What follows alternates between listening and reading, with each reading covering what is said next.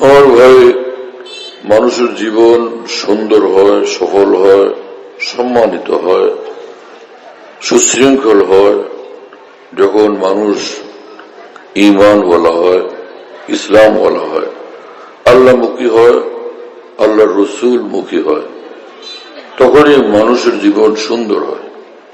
একটা লোককে দেখলেই দেখা যায় নষ্ট পাড়ার পাশে, যখনই দেখেন দিনটা নষ্ট পাড়া, সেখানে ওকে দেখা যায়। কেউ কি বলবে এই লোকটা ভালো? কেউ দিকে তাকে দেখা যায় নষ্ট পাড়া মুখী মানুষ। এটা মুসলমান এরকম যে আশ্চর্য, সে তার তবিয়তই ভিন্ন, মনে ভিন্ন, মননে ভিন্ন। একটা লোককে দেখলেই দেখা যায়, যখনই দেখেন তাকে ফুল বাগানে, কখনো ফুল বাগানে, কখনো ফুল তার হাতে, ফুল নিয়ে আসে ব্যস্ত। একটা মানুষ দেখলে মনে করবে এই লোকটার মন মানসিকতা কত সুন্দর, কত ভালো, তাই না? আমার প্রিয় বন্ধুরা, ঈমান বলা যে মানুষ হয়, সমস্ত ফুলের যিনি স্রষ্টা, সেই মহান আল্লাহর দিকে থাকে তার অন্তরের গতি। সব সময় সব ফুলের থেকে শ্রেষ্ঠ যিনি, সেই মহান আল্লাহর প্রতি তার অন্তরের গতি থাকে, অন্তরের রোগ থাকে। এইরকম এক ঈমান বলা। কোরআন শরীফে আল্লাহ পাক বলছেন, তোমরা যেদিকেই রোগ করো তো তোমাদের সামনে আল্লাহ। দুনিয়ার মানুষ এটাকে মানুক না মানুক, এক ঈমান বলা একজন মুসলমান এটা বিশ্বাস করে, আমি যেদিকেই আছি সর্বদিকে আমার আল্লাহ। কোরআন শরীফে আল্লাহ এই কথা বলে দিচ্ছেন, আইনামা তুয়াল্লু ফাসাম্মা ওয়াজহুল্লাহ, যে যেদিকেই তুমি মোতাবাজ্জে হও, হ্যাঁ, যেদিকেই ফিরো তোমার সামনে আল্লাহ, ফাসাম্মা ওয়াজহুল্লাহ, সেখানে আল্লাহ আছেন। একজন লোক অনেক বাড়াবাড়ি করে, এরা কোরআন সুন্নাহর অনুবাদ পুরো গবেষণা করে এবং ওলামায়ে দ্বীন যে কোরআন সুন্নাহর কথা বলেন এগুলোর প্রতিবাদ করতে থাকে। এখন এক বের হয়েছে কি জানি সামাজিক যোগাযোগ মাধ্যম, আবার ফেসবুক ইত্যাদি, যার যেটা মাথায় আসে ওটা লেখালেখি করতে থাকে, চাই তার কোরআন সুন্নাহর ইলম কালাম থাক বা না থাক। সামান্য কয়েকটা চটি বই পড়ার পর এসে মনে করে আমি ইসলামী পণ্ডিত, ইসলামী গবেষক এবং ইসলামী স্কলার, এরকমগুলো মনে করে নিজের মতামত ব্যক্ত করতে থাকে। আবার আরেক ওয়াজ শুনে সারা দিন রাত সারা পৃথিবী থেকে এই ওয়াজ আসতে থাকে যে ভাই মত প্রকাশের স্বাধীনতা, যা মনে আসলো সব বলতে থাকে। কি যে করে মানুষ! মুসলমান পশ্চিমা দুনিয়ার কথা শুনতে শুনতে, আর পশ্চিমা দুনিয়ার যে ডেলিগেট আমাদের দেশগুলোতে আছে, মুসলিম দেশে, তাদের বয়ান শুনতে শুনতে মুসলমানদের দ্বীন ঈমান সম্পর্কিত সহি ধারণা অক্ষত নেয়। নানান ভুলের শিকার মুসলমানরা। একটা মানুষ সে লেখাপড়া করে নেই, ভালো কোনো লেখাপড়া করে নেই। আমাদের ঢাকাতে এক মানুষকে দেখলাম, কোনো লেখাপড়া কিছুই করে নেই, সামান্য কিছু পড়ছিল, কিন্তু সে লোক অপারেশন করে, ডাক্তার কিছু না। আমি বড় পেরেশান হলাম যে এটা কি করে। একবার আমি দেশের বাইরে ছিলাম, আমারই এক ঘনিষ্ঠ আত্মীয়কে সে অপারেশন করলো, আমি কিছুই জানি না, শুনলাম, পেরেশান হলাম, বড় জানতে চেষ্টা করলাম যে বিষয় কি। তো জানলাম যে সে ওই বড় বড় সার্জনদের সঙ্গে অপারেশনের কাজে সহযোগিতা করত, দিন রাত দেখতো, দেখতে দেখতে বহু বছর যাবৎ সে তার ওই জ্ঞানটা পাকা হয়ে গেছে, দুঃসাহসে এখন সে অপারেশন করে। দেখলাম লোকজন সুস্থও হয়, যদিও এটা তার ঠিক হচ্ছে না, কিন্তু সে এতটুকু সক্ষমতা অর্জন করলো, এটা পাকা লোকের সান্নিধ্যে থাকার কারণে। ছোটবেলা আমার বর যখন 12-13, ওই রকম সময় আমি চেষ্টা করছিলাম যে সাইকেল শিখব। সাইকেলের পিঠে উঠলে চলতে থাকে, কিন্তু নামতে জানি না। পরে চিৎকার করলাম, ভাই নামবো কেমনে? ওই লোক কি বলে তাও বুঝি না। পরে এক লাফ দিলাম, জোরে পড়ে গেলাম, ব্যথা পাইলাম। পরে সাইকেল চালানো আর শিখতে পারলাম না, কারণ শিখতে হলে আরেকজনকে লাগে। রিক্সা চালানো 3 চাকা দাঁড়ায় থাকে, মুশকিল কি? তো ওইটা তো আর সাইকেল না। তো ওইটার সামনে উঠার পা দিয়ে চালালে তো সামনে চলা উচিত না, যুক্তিতে এটা বলে, মাথায় এটা বলে, কিন্তু কিন্তু কাজে কিন্তু এটা হয় না। তখন আমার বয়স মনে হয় হবে 6-7 বছর। মামা বাড়ি বেড়াতে গেছিলাম, তো মামা বাড়ির পাশে বড় পুকুর, পুকুরের পাড়ে কোন লোক যেন রিক্সা একটা খাড়া করে রাখছে। আমি মনে মনে ভাবছি যে এটা তো সোজা ভাই, সামনের ওখানে বসা, সিটে বসলাম, পা দিয়া চালাইলাম, দিল দৌড়, মজা পেলাম।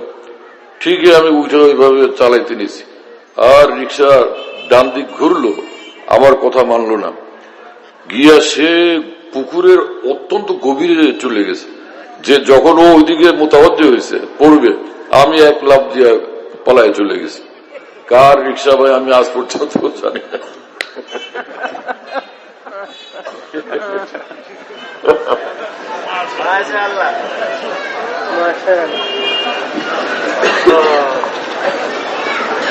এরকম একলা একলা রিক্সা চালানো যায়, একলা একলা ডাক্তার হওয়া যায়।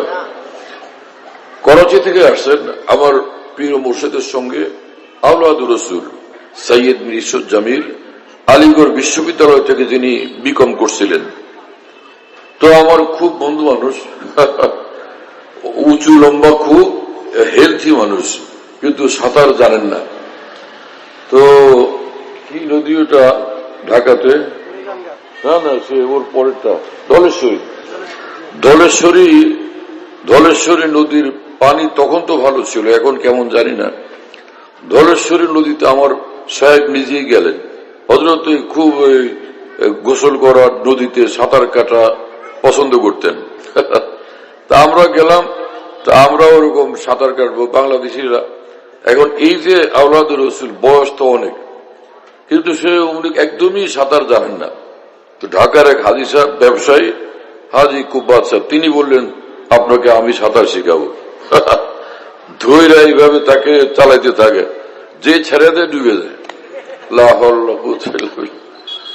তো সাঁতার একলা একলা শেখা তো যায় না, একজনের সহযোগিতা লাগে। পাকা সাঁতারও সহযোগিতা, সাঁতার শিখতে হয়। আবার 2 ছেলে, ওরা তো ঢাকাতেই জন্ম, সব বাচ্চারা সাঁতার তো জানে না। একবার নোয়াখালীতে লক্ষ্মীপুরে গেলাম, ওইখানে একটা কম পানির পুকুর আছে। তো মাদ্রাসার প্রিন্সিপালকে বললাম এদের সাঁতার শিখাও ভাই। তো কয়েকজন মিলে এদেরকে সাঁতার শেখানোর চেষ্টা করলো কলা গাছ দিয়ে, কোনোভাবেই হলো না, সেই কোনোভাবে সাঁতার শিখতে পারলই না। তো এই যে সাঁতার শিখতে জানে না, সে যদি সাঁতার দিতে যায় ডুববে কিনা? যে লোক রিক্সা চালাতে জানে না, সাইকেল চালাতে জানে না, সেও যদি নিজে চালায় অ্যাক্সিডেন্ট হবে কিনা? গাড়ি তো যে মাইক্রো দাঁড়ায় থাকে, মনে করলো এটা কোনো বিষয়, স্টিয়ারিং ধরলাম আর পা দিয়ে চাপ টাপ দিলাম, হাত দিয়ে ঘুরাইলাম, হয়ে গেল। অ্যাক্সিডেন্ট করবে কিনা?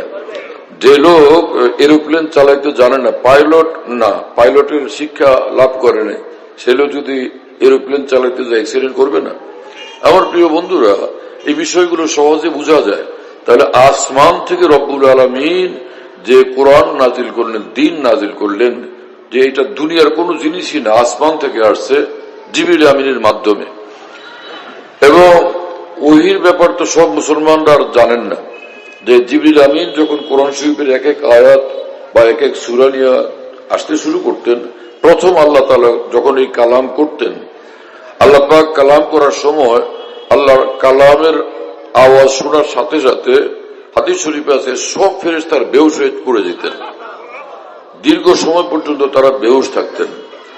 পরে যখন তারা হুঁশে আসতেন, তখন একজন আরেকজনকে বলতেন এবং জিবরিল আমিনকে জিজ্ঞেস করতেন যে মাযা ক্বাল রব্বুনা, আমাদের আল্লাহ কি বললেন? তো জিবরিল আমিন বলতেন যে আল্লাহ যা বলছেন হক বলছেন, ঠিক বলছেন, দ্বীনের কথা বলছেন। তো সমগ্র আসমানের মধ্যে এক ভীষণ আওয়াজ হতো যখন আল্লাহ পাক কথা বলতেন।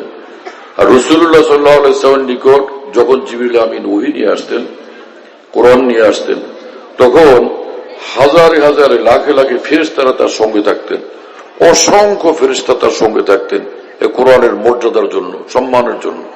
বিদেশ থেকে একজন মেহমান আসে, প্রেসিডেন্ট আসে, প্রধানমন্ত্রী আসে কোন দেশ থেকে, এয়ারপোর্ট থেকে গিয়া আমাদের দেশের প্রেসিডেন্ট, প্রধানমন্ত্রী তারা তাকে রিসিভ করেন।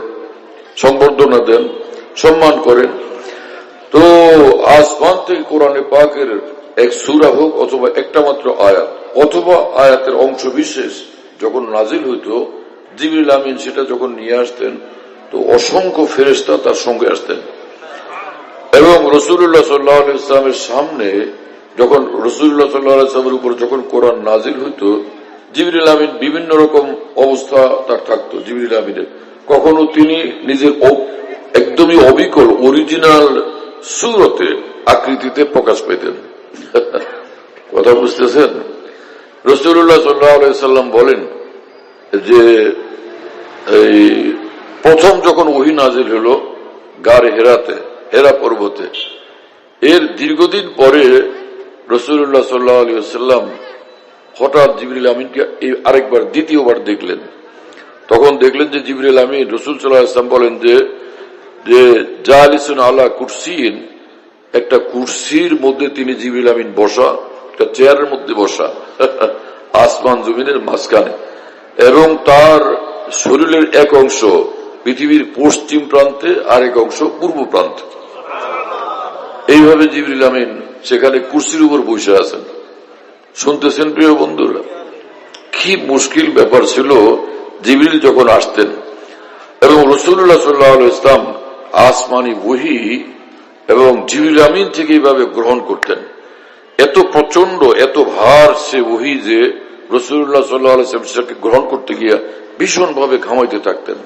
কপাল থেকে, চেহারা থেকে ঘাম আর ঘামের স্রোত প্রবাহিত হইতে থাকত। এইরকম অবস্থা হইত।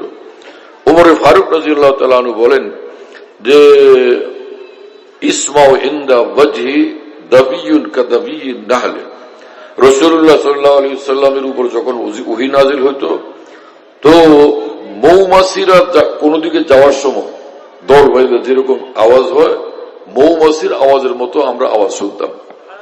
সাহাবায়ে কেরাম যারা কাছে থাকতেন মৌমাছির আওয়াজের মতো আওয়াজ শুনতেন। আর রাসূলুল্লাহ সাল্লাল্লাহু আলাইহি ওয়াসাল্লাম বলেন, আমার নিকট যখন ওহী নাজিল হইতো তখন আমি দেখতাম যে ঘন্টি আছে না, স্কুলে পিটায়, মাদ্রাসায় পিটাইছে, টন টন টন টন টন টন টন করে ঘন্টি পিটায় না, যখন ঘন্টির আওয়াজ শুনে তখন কি ডান দিক থেকে আওয়াজ আসে না বাম দিক থেকে না কোন দিক থেকে বোঝা যায়? ওর আওয়াজ তো অনির্দিষ্ট, সব দিক থেকে শোনা যায়। রাসূলুল্লাহ সাল্লাল্লাহু আলাইহি ওয়াসাল্লাম বলেন, আমার উপর যখন ওহী নাজিল হতো তখন ওহী নাজিল হয় তখন আমি দেখেছি এরকম ঘন্টির আওয়াজের মতো আওয়াজ হইতেই আছে। যতক্ষণ পর্যন্ত ওহী চলতেছিল ততক্ষণ পর্যন্ত ঘন্টির আওয়াজের মতো আওয়াজ হইতে থাকতো। আজীব এক অবস্থা ছিল। তো আসমান থেকে মহান রব্বুল আলামিনের নিকট থেকে যে ওহী আসলো, ইলম আসলো, দ্বীন আসলো, সেই দ্বীন দুনিয়াতে নবীর মাধ্যমে আল্লাহ পৌঁছাইছেন।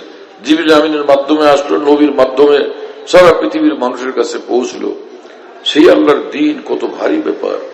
হ্যাঁ, আসমান থেকে আসছে, এটা কোনো মানুষের লেখা বই পুস্তক না, কোন কলেজের বা কোন ভার্সিটির প্রফেসরের লেখা বই না এটা, অথবা তার পত্রিকার প্রবন্ধ না। এক একজনের পত্রিকা দীর্ঘদিন লেখেন, একজন প্রবন্ধকার খুব এটাকে নিয়ে দম্ভ, গর্ব, গরিমা হইতে থাকে অনেকে, যে আমি খুব লেখক, খুব গবেষক, খুব কলামিস্ট ইত্যাদি। আরে ভাই, তো মানুষের কথাবার্তা, মানুষের লেখা। আজকে একজনের বলে যে আপনি ভালো লিখছেন, আবার আরেকজনে এটারই সমালোচনা করে। আমাদের ভারত উপমহাদেশের দুইজন কবি অনেক প্রসিদ্ধ, একজন কবি রবীন্দ্রনাথ ঠাকুর, আরেকজন হলেন কাজী নজরুল ইসলাম, তাই না? উভয়েরই ভক্তবৃন্দ আছে না, এই ঠাকুর গবেষক, নজরুল গবেষক, এক দল আছে মানুষ, শিক্ষিত লোক। তো কেউ অমুকের প্রশংসা করেন, কেউ অমুকের প্রশংসা করেন, কেউ তার ভুলগুলো বলেন, কেউ তার ভুলগুলো বলেন, এরকম হয় কিনা? কিন্তু কোরআনে কারীম আল্লাহ পাক বলছেন, যালিকাল কিতাব, এই যে মহিমান্বিত কিতাব, লা রাইবা ফীহি, এতে সন্দেহের লেশ মাত্র নেই, সন্দেহ করার কোনো অবকাশ নেই। হুদাল লিল মুত্তাকিন, এই কোরআন হেদায়েত ওইসব মানুষদের জন্য যে যারা এই কোরআনের হেদায়েতের আলোকে নিজেকে মুত্তাকি বানাবে, পরহেজগার বানাবে, আল্লাহ ওয়ালা বানাবে, জাহান্নাম থেকে মুক্ত করে জান্নাতের যোগ্য করবে। মুত্তাকিন শব্দের বিভিন্ন অর্থ আছে। তো মুফাসসিরিন যেটা লিখছেন, আমি সবগুলোকে মিলে চলে একসাথে বললাম। কথা বুঝতেছেন প্রিয় বন্ধুরা? ইসলাম, এই শরীয়ত, এই দিন আসমান থেকে আল্লাহ পাক পাঠিয়েছেন। আর এটার যে কেউ ব্যাখ্যা দিতে শুরু করে, রাজনীতি করে এবং বিচারপতি, জজ উনি বিচার করেন। বিচারপতিদেরকেও দেখি, কিছু কিছু বিচারপতি আছেন দেখি ইসলামের ব্যাখ্যা লেখেন, এমন হাসি আসে। সেই লোক লেখাপড়া করছে আইনের লাইনে, আপনি আইনের ব্যাখ্যা দেন, কিন্তু একজন বিচারপতি তিনি যদি এই নিউরো সায়েন্সের ব্যাখ্যা দেন, মানে ব্রেনের চিকিৎসা কিভাবে করতে হবে, এটা যদি ব্যাখ্যা দেন, তো বিচারপতির এই ব্যাখ্যা কি সঠিক হবে? একজন ইঞ্জিনিয়ার তিনি যদি ডাক্তারি করেন, সেটা কি সঠিক হবে? কি হলো মুসলমানদের? যে কোনো মুসলমান তারা মনে করেন যে, অনেকেই যে মনে করেন যে ইসলামের ব্যাখ্যা দেওয়ার আমারও অধিকার, আমারও মতামত ব্যক্ত করার অধিকার আছে। কি আশ্চর্য মানুষদের কথা। এবং যারা ইসলামী আন্দোলন করেন, ইসলামের জন্য মেহনত করেন, খাটেন, এদের মধ্যে বিশাল অংশ ভুলের শিকার হয়ে গেছে।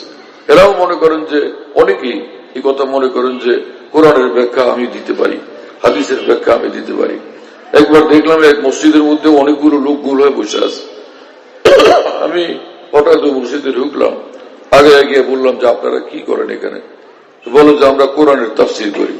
কারো সবগুলোর মুখে মানে দাড়ি মুন্ডানো, প্যান্ট শার্ট পরো। তো আমি বললাম আপনারা কোরআনের তাফসীর করেন, তাফসীরের কোন কিতাব পড়ছেন, কোন মাদ্রাসায় পড়ছেন? চুপ করে আছে বেচারা, মুসলমান তো। কথাগুলো যুক্তিসঙ্গত হওয়ার কারণে ওরা থতমত খাইতেছিল। আমি বললাম আপনারা কোরআনের তাফসীর করেন কি, কোরআনের কোন কোন তাফসীর পড়ছেন আপনারা? এই আশ্চর্য যে আলিয়া মাদ্রাসাগুলো থেকে বলে না যে আমরা কামেল হাদিস পড়লাম, কামেল তাফসীর পড়লাম, কামেল ফিকহ পড়লাম। হ্যাঁ, মেধাবী ছেলেরা, কিন্তু সেখানে পড়াশোনা কতটুকু হয়? এক জমানা ছিল আলিয়া মাদ্রাসা অনেক ভালো পড়াশোনা হইতো, সেটা এখন আর নাই। সেদিন দেখলাম যে আলিয়া মাদ্রাসার পুরনো এক আলেম ইনকিলাব পত্রিকার উপসম্পাদকীয় লম্বা লেখা দিয়েছেন। আমি পুরোটা পড়ছিলাম যে উনি লিখছেন কি, অনেক দুঃখের কথা লিখছেন যে এক জমানা ছিল আলিয়া মাদ্রাসার কি ভালো পড়াশোনা ছিল, এখন কি হলো। বরিশালে আমার এক বন্ধু মানুষ আলিয়া মাদ্রাসায় পড়ুয়া, ভালো আলেম, মেধাবী। তো উনি প্রায় বলেন যে আমি আমার ছাত্র জীবনে সব ক্লাসে ফার্স্ট ক্লাস ফার্স্ট ছিলাম। অনেক অনেক কিছু বলেন। লোকটার কথাবার্তা সুন্দর এবং ভালো, সরল লোক মনে হলো। তো আমি উনি কামেল তাফসীর পড়ছেন। তা আমি বললাম যে কি কি তাফসীর পড়ছেন? তো উনি বললেন সেগুলোর নাম, তাফসীরে বয়জাবি, তাফসীরে রুহুল মানি, তাফসীর ইবনে কাসির। তা আমি বললাম, আমার রুমে কথা হচ্ছিল ঢাকাতে খানকা, তা আমি বললাম যে আমার এখানে তাফসীর ইবনে কাসির মওজুদ, আরবি যেটা, তাফসীরে মাজহারি মওজুদ, তাফসীর রুহুল মানি মওজুদ। কোন এক ভলিউম নামায় আপনি একটু পড়ে আমাকে শোনান এবং বুঝান। ওই আমি তো তাফসীর ইবনে কাসির জীবনও দেখিনি, তাফসীর রুহুল মানি, তাফসীরে মাজহারি জীবনও দেখি না। হলো আপনি তাফসীর পড়ছেন এবং তাফসীরে কামেল পাস করছেন, আপনি তো বললেন যে ফার্স্ট ক্লাস ফার্স্ট ছিলেন, তো দেখেন নাই মানে? আমরা তো এমনি গাইড বই নিয়ে পড়ছি, ওখান থেকে পরীক্ষা দিয়ে পাস করছি, মূল কিতাব তাফসীরের কিতাবের সঙ্গে দেখাই হয়নি। আমি ভীষণ অবাক হইলাম, ইয়া আল্লাহ কি কথা। অথচ আমাদের কামি মাদ্রাসাগুলোতে কিতাবের শুরু থেকে নিয়ে শেষ পর্যন্ত পড়ানো হয়।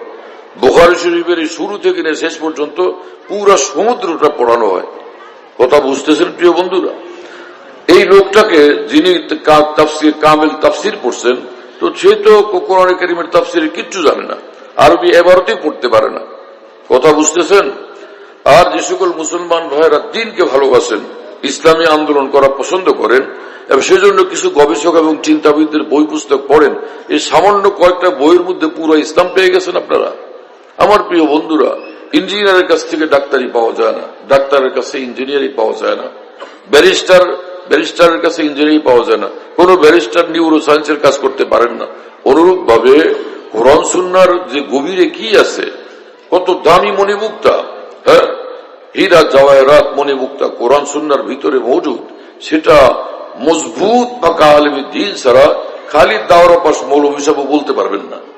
এখানে দাওরা পাশ হুজুর অনেক বসা আছেন, আমার স্টেজেই বহুত দাওরা পাশ হুজুর বসা আছেন, কিন্তু যদি আমরা তাফসীরের কিতাব খুলে দিই, তাফসীর রুহুল মানিটা বুঝাইয়া দাও, ইমাম ফখরুদ্দিন রাজির তাফসীরে কবির বুঝাইয়া দাও, কম মানুষ পাওয়া যাবে যে এই তাফসীর কিতাবগুলো ভালোভাবে বুঝিয়ে দিতে পারবে। কিন্তু ওয়াজ করার লোকের অভাব নেই, স্টেজ কাপারের লোকের অভাব নেই। কথা বুঝতেছেন প্রিয় বন্ধুরা? এগুলো কেন বলা? এই জন্য বলা যে আমার প্রিয় বন্ধুরা, দুনিয়ার জীবন ইসলামী জীবন যাপন করব, এর বিনিময়ে মহান রব্বুল আলামিন আমাদেরকে জান্নাতুল ফিরদাউস দান করবেন এবং সবচেয়ে নিকৃষ্ট মুসলমানকে রব্বুল আলামিন এই দুনিয়ার 10 দুনিয়ার সমান জান্নাত দান করবেন। এবং এই হাদিসটা যেটা এখন বললেন, এটা বুখারী শরীফে আছে, বিখ্যাত সাহাবী আবু সাঈদ খুদরী রাদিয়াল্লাহু তাআলা এর বর্ণনাকারী। তা আমাদের এই জীবনে ইসলাম এই মন মতো, খেয়াল মতো, একজন চিন্তাবিদের লেখা মতো, গবেষণা মতো যদি আমরা ইসলাম ফলো করি, তো আমরা সেই জান্নাতে কিভাবে যাব? আমাদের কর্তব্য যে কোরআনে আল্লাহ পাক যে কথা বলে দিয়েছেন, আর রহমানু ফাসআল বিহি খাবীরা, যে মহান রব্বুল আলামিন সম্পর্কে, মহান রব্বুল আলামিনের পরিচয় জানতে চাইলে, আল্লাহকে জানতে চাইলে, আল্লাহর দ্বীন জানতে চাইলে যারা ভালোভাবে খবর রাখেন সে উলামায়ে দ্বীনের নিকট থেকে তোমরা জানো, জিজ্ঞাসা করো। আল্লাহ তাআলা পবিত্র কোরআনে বলেন, আপনি যান প্রফেসরের কাছে, ডাক্তারের কাছে, অধ্যাপকের কাছে কোরআন শেখার জন্য, কোরআনের ব্যাখ্যা জানার জন্য। যে লোক জীবনে কোনোদিন মাদ্রাসায় পড়েই নেই, অথচ তার মেধা ভালো, আর তিনি ব্যক্তিগত পড়াশোনা করে একজনের কাছে প্রাইভেসিতে ভালোভাবে বুঝছেন, যতটুকু বুঝছেন, কিন্তু ইমাম শাহুল্লাহ দেহলভীর সমান কি তিনি বুঝছেন? ইমাম গাজ্জালির মতো কি তিনি বুঝছেন? মুজাদ্দিদ আলবে সানির মতো তিনি কি বুঝছেন? হ্যাঁ, ইমাম ফখরুদ্দিন রাজির মতো কি তিনি বুঝতে পারছেন? আরবি ভাষা হওয়া সত্ত্বেও, কোরআন আরবি ভাষা হওয়া সত্ত্বেও সাহাবায়ে কেরামের সামনে রাসূলুল্লাহ সাল্লাল্লাহু আলাইহি ওয়াসাল্লাম কোরআনের ব্যাখ্যা করে বুঝাইতেন।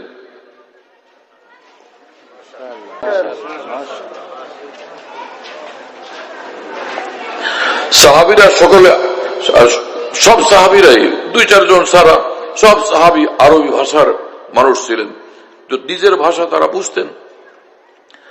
তো সেই সাহাবীদের সামনে রাসূলুল্লাহ সাল্লাল্লাহু আলাইহি ওয়াসাল্লাম আরবি কোরআনের ব্যাখ্যা করতেন। এবং আল্লাহ পাক যখন রাসূলুল্লাহ সাল্লাল্লাহু আলাইহি ওয়াসাল্লাম কোরআন নাজিল হইতো, রাসূলুল্লাহ সাল্লাল্লাহু আলাইহি ওয়াসাল্লাম সে ওহীর শুরু জমানাতে তিনি একদম ঠোঁট নাড়তেন বেশি বেশি ওহী নাজিল হওয়ার সময়। কেন? যে জলদি জলদি যাতে মুখস্থ হয়ে যায় আমার, আমি ভুলে না যাই। কথা বুঝেন না? অনেক বেশি কি ভাই, গুরুত্বপূর্ণ জিনিস আসছে, এটা আমি হেফাজত করব না। তো এইরকম অস্থিরতা আর কষ্ট শিকারের মুহূর্তে আল্লাহ পাক ওহী নাজিল করছেন, লা তুহাররিক বিহি লিসানাকা লিতাআজালা বি, এই ঝটপট মুখস্থ করার জন্য আপনি এইভাবে এত দ্রুত গতিতে ঠোঁট নাড়াবেন না। কিন্তু আল্লাহ পাক বললেন, লা তুহাররিক বিহি লিসানাকা লিতাআজালা বি ইন্না আলাইনা জামাহু ওয়া কুরআনা, এই কোরআন আপনার সিনাতে এটাকে একদম জমায়া দেওয়া, স্থিত করে দেওয়া, এটা আমার দায়িত্ব। ওয়া কুরআনা, এবং এই কোরআন আপনার জবানে তেলাওয়াত করবেন আপনি, সেটার দায়িত্ব আমি গ্রহণ করলাম। ভিতরে ইয়াদ মুখস্থ করে দেওয়া, সিনাতে ইয়াদ রাখা, সংরক্ষিত করে দেওয়া, এটা আমার দায়িত্ব। এবং আপনার জবানে কোরআনে পাকের পূর্ণাঙ্গ তেলাওয়াত করা, এটা আমার দায়িত্ব। সুম্মা ইন্না আলাইনা বায়ানা, এবং এই কোরআনের সারা জীবন আপনি ব্যাখ্যা করবেন। ইন্না আলাইনা বায়ানা, এই কোরআনের ব্যাখ্যা করার দায়িত্বটা আমি গ্রহণ করলাম, আপনার মাধ্যমে আমি কোরআনে পাকের ব্যাখ্যা করাবো। আমার কথা বুঝতেছেন প্রিয় বন্ধুরা? আপনারা শিক্ষিত মানুষ, এজন্য আপনাদের সঙ্গে কথা বলতে ভালো লাগতেছে।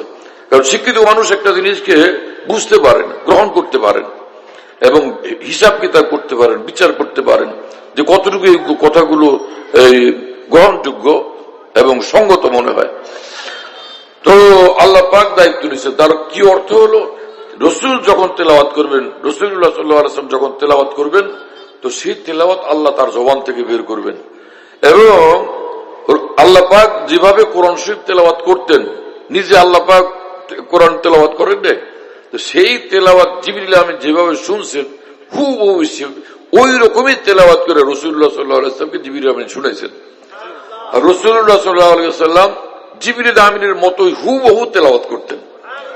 আর আল্লাহ এবং রাসূলুল্লাহ আল্লাহ এবং জিবরিল আমিন যেই তেলাওয়াত করতেন, যেটা রাসূলুল্লাহ সাল্লাল্লাহু আলাইহি ওয়াসাল্লাম ধারণ করছেন, রাসূল করিম সাল্লাল্লাহু আলাইহি ওয়াসাল্লাম সেই তেলাওয়াতের মতো সবচেয়ে নিকটবর্তী তেলাওয়াত করতেন সাহাবী আব্দুল্লাহ ইবনে মাসউদ রাদিয়াল্লাহু তাআলা। কথা বুঝতেছেন প্রিয় বন্ধুরা? ইসলামকে এত সহজ কেন মনে, এত কম দামা জিনিস কেন খেয়াল করতেছেন মুসলমান? কি হলো আজকে মুসলমানের? কি মুশকিল ব্যাপার। মুসলমানরা এত নেতা বানাইছে ইসলাম বুঝার জন্য, যার কারণে আসল ইসলাম থেকে কত যে দূরে সরে দেওয়া হয়েছে। এই ভুল আমাদের শুধরানো লাগবে যদি প্রকৃত ইসলাম বুঝতে হয় এবং প্রকৃত ইসলামী জিন্দেগি বানাইতে হয়। কথা বুঝতেছেন প্রিয় বন্ধুরা? রাসূলুল্লাহ সাল্লাল্লাহু আলাইহি ওয়াসাল্লাম দুইজন সাহাবীকে নিয়ে প্রাইভেসিতে গভীর রাত পর্যন্ত কথা বলতেন, পরামর্শ করতেন, আর নিজের রুহের নূরের তাপ দিতেন দুই সাহাবীকে। একজন আবু বকর সিদ্দিক রাদিয়াল্লাহু আনহু, একজন ওমর ফারুক রাদিয়াল্লাহু তাআলা। ছোটবেলা গ্রাম দেশে যখন ছিলাম শুনতাম যে বাড়ির মধ্যে উঠান থাকে না, উঠানের চতুর্দিকে আমাদের ভোলাতে ঘর, সব জায়গায় একরকম তো হয় না। ময়মনসিংহে দেখছি যে ঘর লম্বা হয় বাজারের মতো। আমি কি অবাক, এটা কি এত বাজার শেষই হয় না, চাইতেই থাকলাম গ্রাম জুড়ে, বাজারই শেষ হয় না। পরে বললাম, ভাই আপনাদের কি এগুলি? মানুষও দেখি না, কোনো মালপত্রও নাই, বাজারই বাজার। বল না, এগুলো বাজার না, খালি ঘর। মানে একটানা লম্বা ঘর যাইতে থাকে, আশ্চর্য না? কিন্তু আমাদের ভোলাতে তো এরকম যে উঠান মাঝখানে চতুর্দিকে ঘর না, তো ওই রকম ঘর।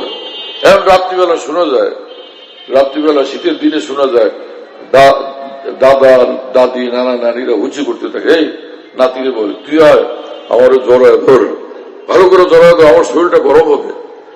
নাতিরা গলার মধ্যে জড়ায় ধরে, তো কিছুক্ষণের মধ্যে দাদা দাদি নানা নানি গরম হয়ে যায়।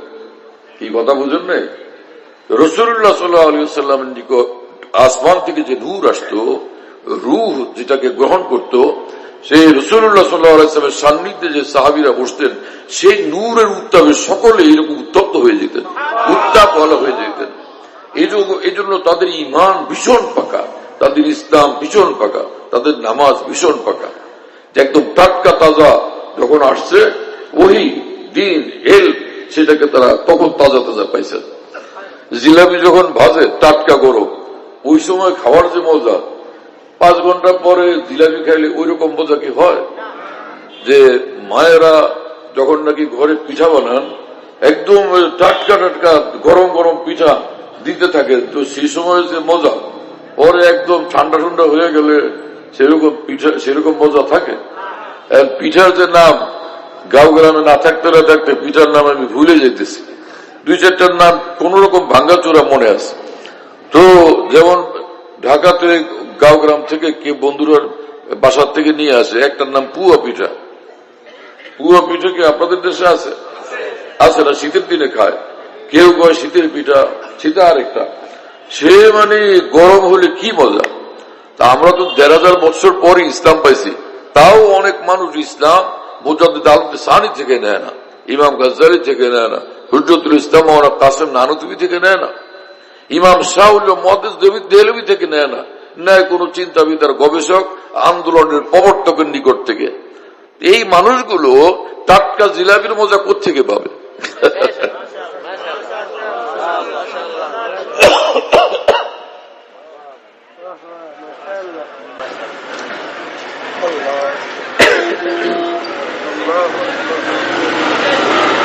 এখানে আপনাদের দেখেন, আমি যখন কথা বলি আল্লাহর দ্বীন সম্পর্কে, আলহামদুলিল্লাহ খুব দায়িত্ব নিয়ে কথা বলি।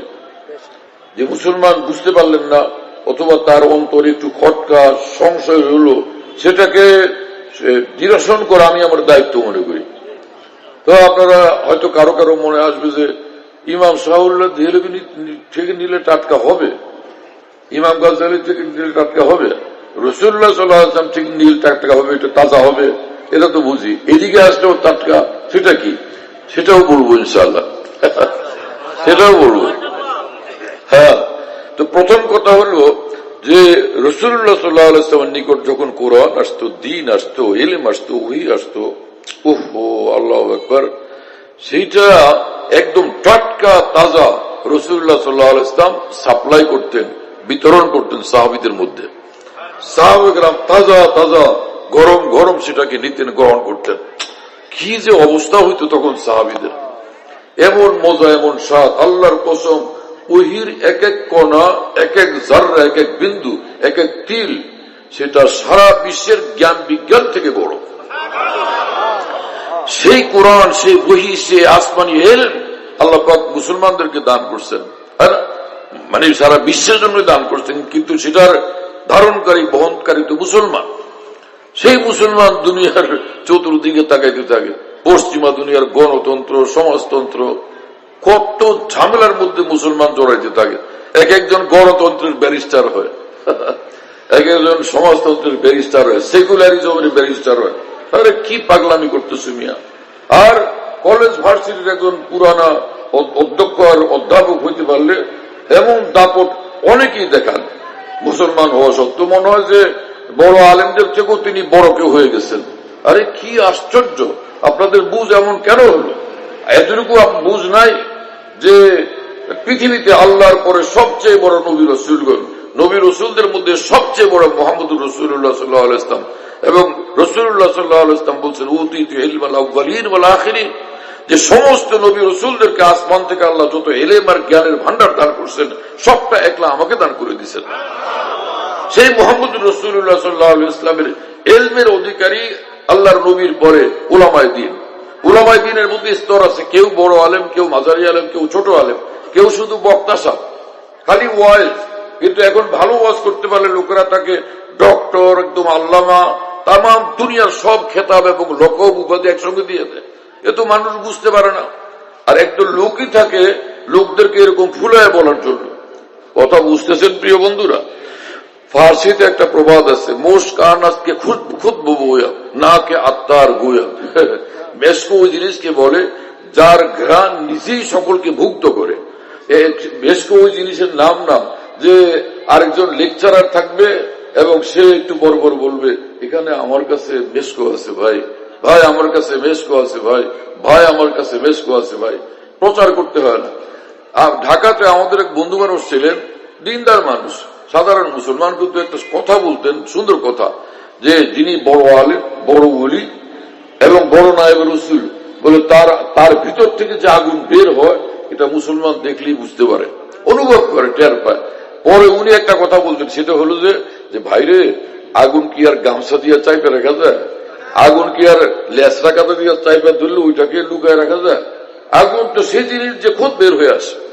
কি কথা বুঝতেছেন প্রিয় বন্ধুরা? কি বলবো, আল্লাহ আমাদেরকে বুঝ দান করেন। সাহাবায়ে কেরাম সে টাটকা ঈমান গ্রহণ করতেন, টাটকা ইসলাম গ্রহণ করতেন, কোরআনে পাকের টাটকা সে নামাজের কথা, রোজার কথা, জিকিরের কথা, তেলাওয়াতের কথা, আসমানি সবগুলো কথা তাজা তাজা তারা গ্রহণ করতেন। কি অবস্থা তখন তাদের হইত। হ্যাঁ, একবার রাসূলুল্লাহ সাল্লাল্লাহু আলাইহি ওয়াসাল্লাম ওই দুই সাহাবী আবু বকর ওমর রাদিয়াল্লাহু আনহুর সঙ্গে এই অনেক রাত পর্যন্ত প্রাইভেসিতে ঘরের মধ্যে কথাবার্তা বলছেন। ওখান থেকে দুইজনকে নিয়ে যখন বের হয়েছেন, রাসূলুল্লাহ সাল্লাল্লাহু আলাইহি ওয়াসাল্লামের বাসাতে, আপনারা হজ করতে যারা গেছেন তো বুঝতে পারেন, এখন যে রওজা শরীফ যেটা আছে না রাসূলুল্লাহ সাল্লাল্লাহু আলাইহি ওয়াসাল্লামের, এটা হযরত আয়েশা রাদিয়াল্লাহু আনহার কামরা, হযরত আয়েশার কামরা। তো এখানে রাসূল পাক সাল্লাল্লাহু আলাইহি ওয়াসাল্লাম কথাবার্তা বললেন দুইজনকে নিয়ে। পরে বের হলেন, মসজিদ নববী থেকে কোরআন তেলাওয়াতের আওয়াজ আছে, কোরআন শরীফ তেলাওয়াতের আওয়াজ আছে। আল্লাহ রাসূল সাল্লাল্লাহু আলাইহি ওয়াসাল্লাম দাঁড়ায় থাকলেন, চুপ, একদম চুপ, দাঁড়ায় শুনতেছেন। লম্বা সময় শুনলেন। শোনার পরে ওই দুইজনকে বললেন, হযরত আবু বকর ওমরকে, যে জিবরিল আমিন আমার নিকট যেভাবে কোরআন তেলাওয়াত করে শোনান, সেই রকম তেলাওয়াত যদি কারো করবার ইচ্ছা হয়, এই লোকটার মতো যেন সে তেলাওয়াত করে। আল্লাহ পাক সবচেয়ে বেশি খুশি হবেন এই মানুষটার মতো যেন তেলাওয়াত করে। কি কথা বুঝতেছেন? সেই মানুষটা কে? 4 খলিফার পরে যিনি সবচেয়ে বড়, হযরত আব্দুল্লাহ ইবনে মাসউদ রাদিয়াল্লাহু তাআলা। কথা বুঝতেছেন ভাইরা? এখন তো লোকেরা কিছুই মানতে চায় না, গবেষক, ইসলামের গবেষকেরা মজাব মানতে চায় না, এটা মানতে চায় না, ওটা মানতে চায় না, আলেমদের মানতে চায় না, কত কিছুই যে ঝামেলা এখন তৈরি হয়ে গেছে। শুধুমাত্র ওই সকল মুসলমান যারা হক্কানি উলামায়ে কেরামকে তালাশ করবে, এবং ওই উলামায়ে দ্বীন যারা একদমই আল্লাহর ওলি, খালি পণ্ডিত সাহেব না, খালি প্রফেসর এবং ডক্টর না, স্কলার না, যে আলেমী দ্বীনের মধ্যে নায়েবে রাসূল সুরত নূরে ঝলমল দ্বীন মজুদ আছে। এইরকম ওলামায়ে দ্বীনকে যারা অনুসরণ করবে তারাই শুধু হকের উপর থাকবে, বাকিদের অ্যাক্সিডেন্ট ঘটা এটা স্বাভাবিক। কি কথা বুঝতেছেন প্রিয় বন্ধুরা?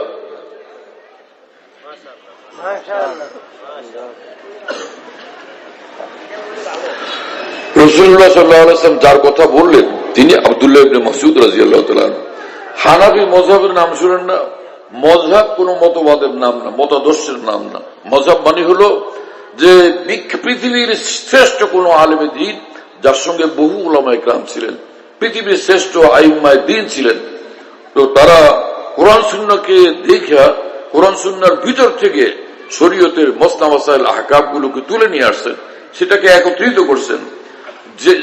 যিনি এই ক্ষেত্রে সবচেয়ে প্রধান, তো তিনি সবচেয়ে বড় ব্যাখ্যাতা, তার নামে ওই ব্যাখ্যাগুলোর নামকরণ হয়ে গেছে, মুসলমানদের মধ্যে এইভাবে প্রচারিত হয়ে গেছে।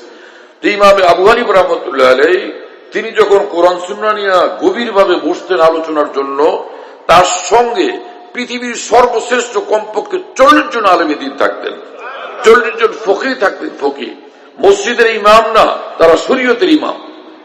কথা বুঝতেছেন প্রিয় বন্ধুরা?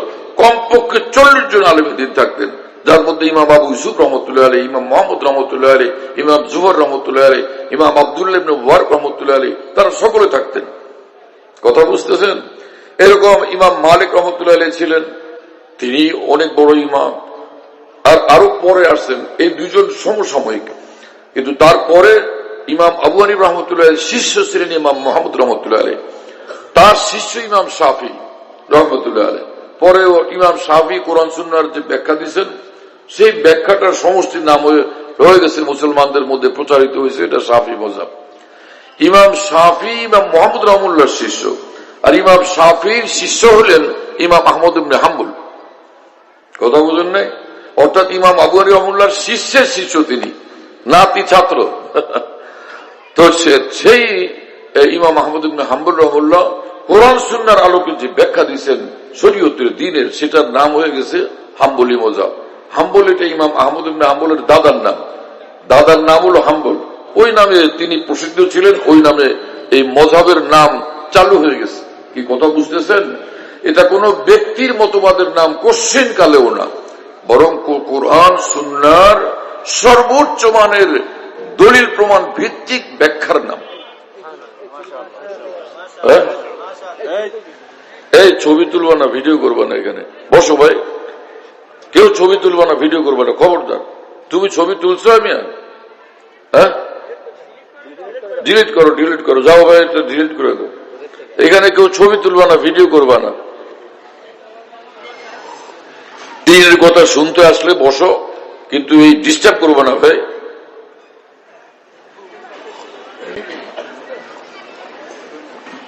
ছবি কোনো ভালো জিনিস না, নষ্ট এবং খারাপ জিনিস। রাসূলুল্লাহ সাল্লাল্লাহু আলাইহি ওয়াসাল্লাম বলছেন, তোমরা তো কথায় কথায় বলতে থাকো একদল মুসলমান সহিহ হাদিস কিনা, অথচ হাদিস যেটা গ্রহণযোগ্য সেটা 3 প্রকার। একটা হলো সহিহ হাদিস, সহিহ 2 প্রকার, একটা হলো সহিহ লিজাতি আর একটা সহিহ লিগাইরি। আবার এই গ্রহণযোগ্য হাদিস, হাদিসে মকবুল বলে 3 প্রকার। এগুলো প্রথম প্রকার, ওর আবার 2 প্রকার, সেটা বললাম না।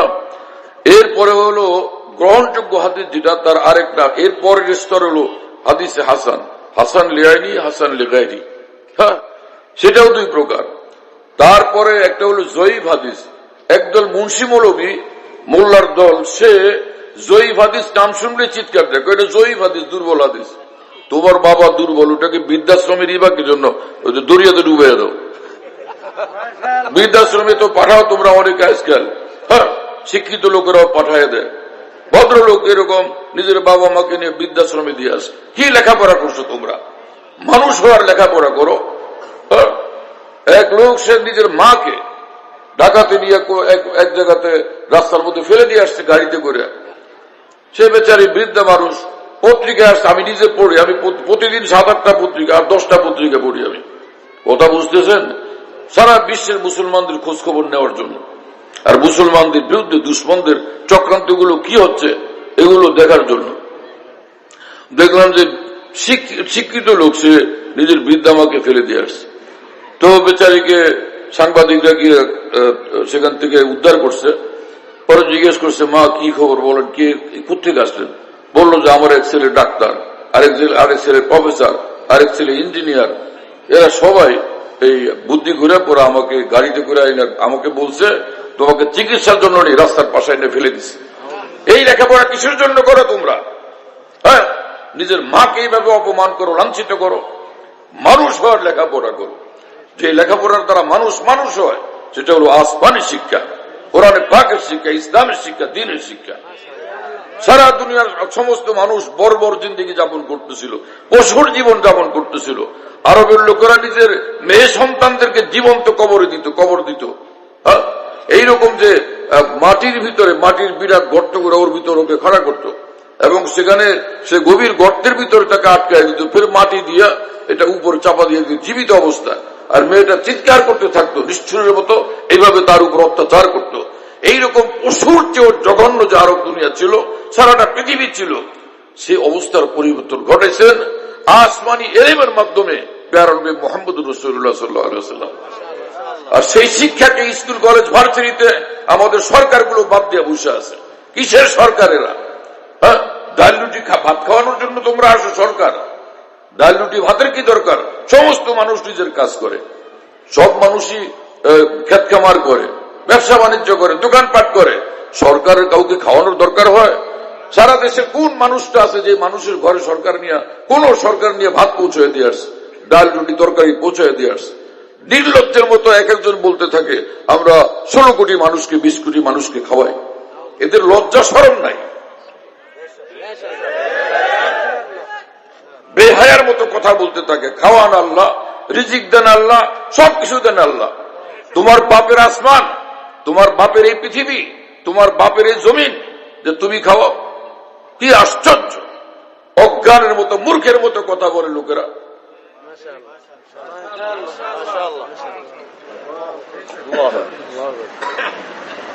তাফসীরে কবির কোরআন শরীফের বিখ্যাত তাফসীরের কিতাব, ইমাম ফখরুদ্দিন রাজির লেখা কিতাব।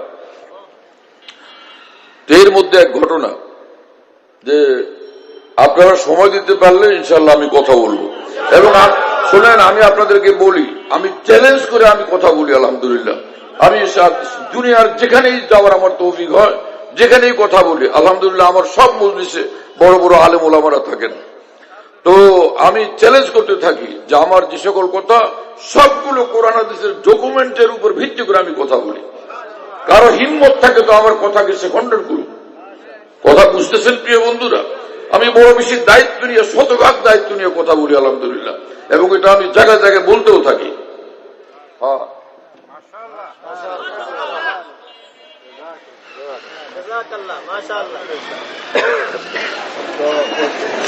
তো মযহাবের ব্যাপারে লোকেরা এরকম মারাত্মক ভুলের মধ্যে আছে।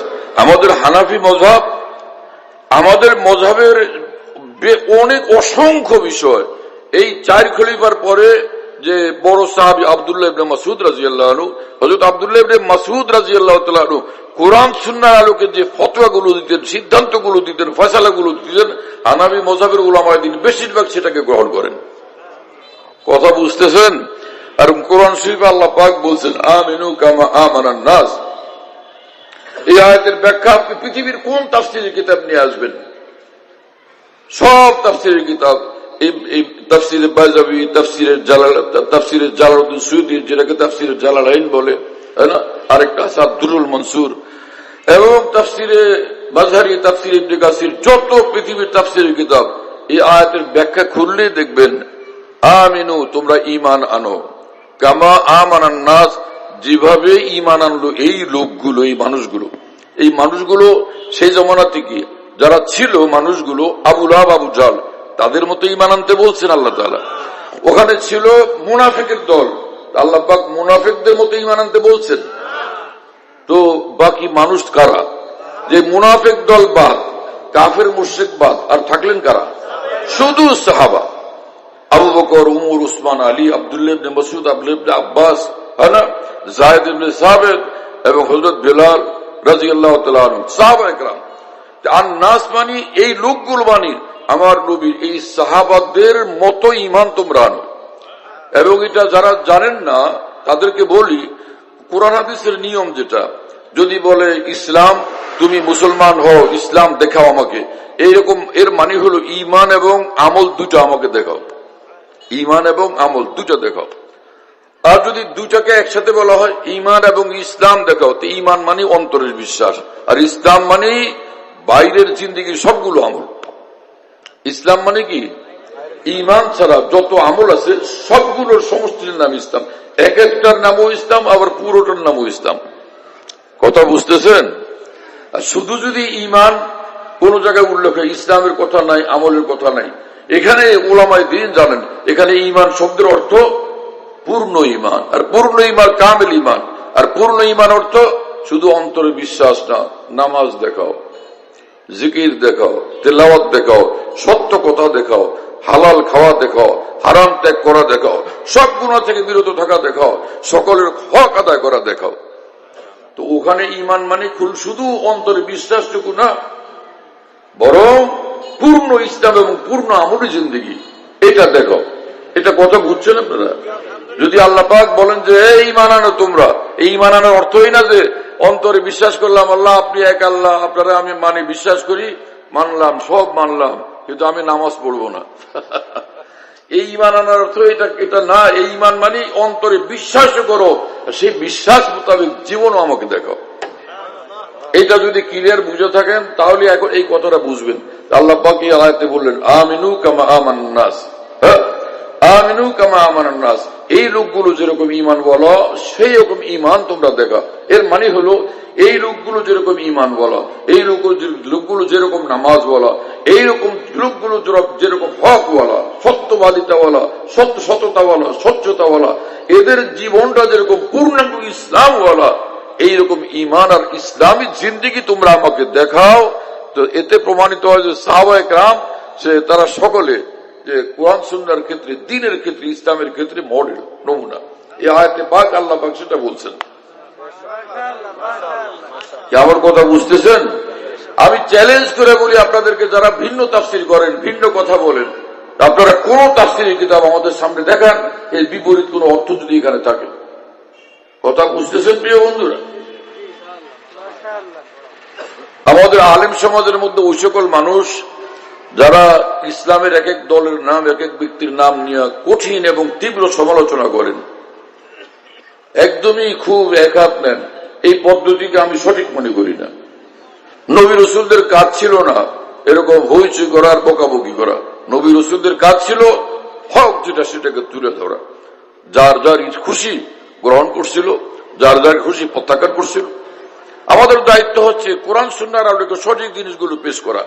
এরপরে যার খুশি সেটাকে গ্রহণ করলো, যার খুশি গ্রহণ করলো না, তার সেজন্য আমাদের কোনো দায়িত্ব থাকবে না। কথা বুঝতেছেন প্রিয় বন্ধুরা? এই আয়াতে পাক থেকে কি প্রমাণিত হলো? সাহাবীদেরকে প্রত্যাখ্যান করা না সাহাবীদেরকে গ্রহণ করা? সাহাবীদের জীবন আদর্শ সেটা কি মডেল না মডেল না, কোনটা প্রমাণিত হলো? এটা প্রমাণিত হয়নি। এখন লোকেরা মনে করে যে সাহাবীরা দুই দল হয়েছেন, লড়াই করছেন, যুদ্ধ করছেন, দুইজনই কি হক? এরকম প্রশ্ন জাগে না? তাহলে উভয় দলকে কেমনে হক মনে করবো, মডেল মনে করবো? এই একটা ঝামেলা না? কথা বুঝেন নাই? এইখানে এসে ঝামেলা হয়। আবার সাহাবীরা কেউ ছোট ছোট ভুল করছেন, কেউ বড় বড় ভুল করছেন, সেই ভুলের জন্য কারো পানিশমেন্টও হয়েছে, তাহলে তাকে আমি কি মডেল মানব? মানে কি তার মতো এরকম পাপ কাজ করবো? আমি উল্টা কাজ করবো, অন্যায় কাজ করবো? এই ক্ষেত্রে এসে মানুষ এই সংশয়ের মধ্যে পড়ে, টেনশনের মধ্যে পড়ে, প্রশ্নের সম্মুখীন হয়। কথা বুঝতেছেন প্রিয় বন্ধুরা? হ্যাঁ, সেই বিষয়টাও পরিষ্কার করি, চেষ্টা করি আর কি পরিষ্কার করার জন্য। পরিষ্কার করবো কেমনে? সেটা হলো এই যে সব নবী রাসূল নিষ্পাপ, নবী রাসূলগণ সকলে নিষ্পাপ। কোরআন হাদিসে যেখানে কোন নবীর গুনাহ বা দোষের কথা উল্লেখ আছে, এটার মানে এই না যে তিনি আসলে কোনো পাপ কাজ করছিলেন, চুরি করছেন, ডাকাতি করছেন, খুন খারাপি করছেন, এটা কিন্তু না। এটার উদ্দেশ্য হলো যে নবীরা যে স্তরে থাকতেন, প্রতিদিন মুহূর্তে মুহূর্তে তাদের প্রমোশন হইত। মুহূর্তে মুহূর্তে আল্লাহ পাকের একদম ঊর্ধ্ব জগতের দিকে, সীমাহীন নৈকট্যের দিকে, শ্রেষ্ঠ থেকে শ্রেষ্ঠ নৈকট্যের দিকে তাদের প্রমোশন হইতে থাকতো মুহূর্তে মুহূর্তে। অর্থাৎ গত রাত্রের ঈমান, পরের দিন সকালের ঈমান, গত রাতের ইমানের চেয়ে নবীদের পরের দিন সকালবেলার ইমান কোটি কোটি কোটি ঊর্ধ্বে চলে যেত। গত রাতে আল্লাহর সঙ্গে যে বন্ধুত্ব এবং নৈকট্যের সম্পর্ক, সেটা ভোরবেলাতে কোটি কোটি মর্তবা উপরে উঠে যেত। এরকম ভাষা নাই যেটা দিয়ে আমি সেটাকে ব্যক্ত করতে পারবো। তো ওই যে যখন উঠতে উঠতেন তখন ভাবতেন যে আমি কোথায় ছিলাম, আল্লাহ আমার আল্লাহ তিনি যে কত বড়, সে গত রাত্রে এতটা বুঝি নেই, এখন যতটা বুঝি। তা তিনি যত বড়, তার হকও আমার উপর তত বড়। সেই হকটা তো গত রাত্রে বুঝিই নেই, তাহলে পালন করলাম কই? অতএব আমার গত রাত পর্যন্ত পিছনের সবগুলো জিন্দেগি আমার ভুলে ভরা, দোষে ভরা, ত্রুটিতে ভরা। আল্লাহ আমাকে মাফ করে দেন, আমার সব গুনাহ মাফ করে দেন। এটা কি গুনাহ না নেক আমল ছিল? কিন্তু নবীর অনেক ঊর্ধ্বে, সাত আসমান জমিন কিছু না। নবীর যখন প্রমোশন হয় সেটা লক্ষ কোটি আসমান জমিনেরও ঊর্ধ্বে এক এক মুহূর্তে তার প্রমোশন হয়। কথা বুঝতেছেন? যে পর্যন্ত কোন ওলি আল্লাহ কখনো বুঝতে পারবেন না। আমার শায়েখ একবার বলছিলেন এটা কথা, এটা আসলে ইমামে রব্বানী হযরত মাওলানা রশিদ আহমদ গঙ্গুই রহমাতুল্লাহর কথা। ভারত উপমহাদেশের যে বিশ্ব সেরা এবং সারা পৃথিবী কাঁপানো আলেমরা ছিলেন, এক একজনকে হুজ্জতুল ইসলাম বলা হতো। মানে যে ইসলাম যে সত্য, ওনাদের এক একজন এটার দলিল, এক এক ডকুমেন্ট। একজন হুজ্জতুল ইসলাম মৌলানা কাসিম নানতুল্লাহ রহমতুল্লাহ আলাইহি, এরকমই একজন ছিলেন আল্লামা আনোয়ার শাহ কাশ্মীর রহমতুল্লাহ আলাইহি, একজন ছিলেন হযরত মাওলানা রশিদ আহমদ গঙ্গুই রহমতুল্লাহ আলাইহি। এই হযরত মাওলানা রশিদ আহমদ গঙ্গুই রহমতুল্লাহ আলাইহি তিনি বলতেন যে নবীর নবুয়ত এমন এক জিনিস, যে দুই দেশের মাঝখানে, দুই দেশের সীমান্ত এলাকা থাকে না, সীমান্ত এলাকা, এখানে বাংলাদেশের সীমানা। যদি সীমান্ত এলাকায় কেউ গিয়ে থাকেন বুদ্ধিমান লোক, তাহলে আপনি বুঝবেন বিষয়টা। এখানে হলো যে বাংলাদেশের সীমানা, ওই পাশে ইন্ডিয়ার সীমানা, ঠিক আছে? মধ্যখানে একটা করিডোর টাইপের থাকে খালি, এটার নাম হলো নো ম্যানস ল্যান্ড। এটার ওরও না এটা মাঝখানে ফাঁকা থাকবে। কি কথা বুঝেন না? এটা বুঝতে পারছেন? এটা কারণ এটা মাঝখানে থাকবে, এটা সীমানা। তো হযরত মাওলানা রশিদ আহমদ গঙ্গুই রহমাতুল্লাহ বলতেন, নবীর নবুয়ত এত বড়, ওলি আল্লাহরা কোরআন সুন্নাহর সমস্ত আমল করে যত ঊর্ধ্বে উঠবেন, যত অগ্রগামী হবেন, নবীর নবুয়ত যে সীমানা এসে শেষ, ওই সীমানার এক বিন্দুও তার অতিক্রম করা সম্ভব না। আর ও নবী এত বড়, নবুয়তের যে সীমানা, ওখান থেকে পিছনের দিকে আসা তার জন্য সম্ভব না। সুবহানাল্লাহ তাআলা বিহামদিহি।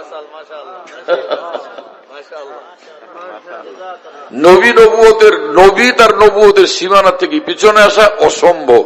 আর ওলি তার বেলায়েতের সীমানা যে পর্যন্ত আছে, এটাকে অতিক্রম করে নবুয়তের সীমানার মধ্যে প্রবেশ করা অসম্ভব।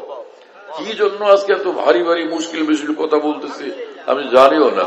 মনে হয় ময়দানে এমন লোক আল্লাহ রাখছেন যারা এগুলো নেওয়ার মতো।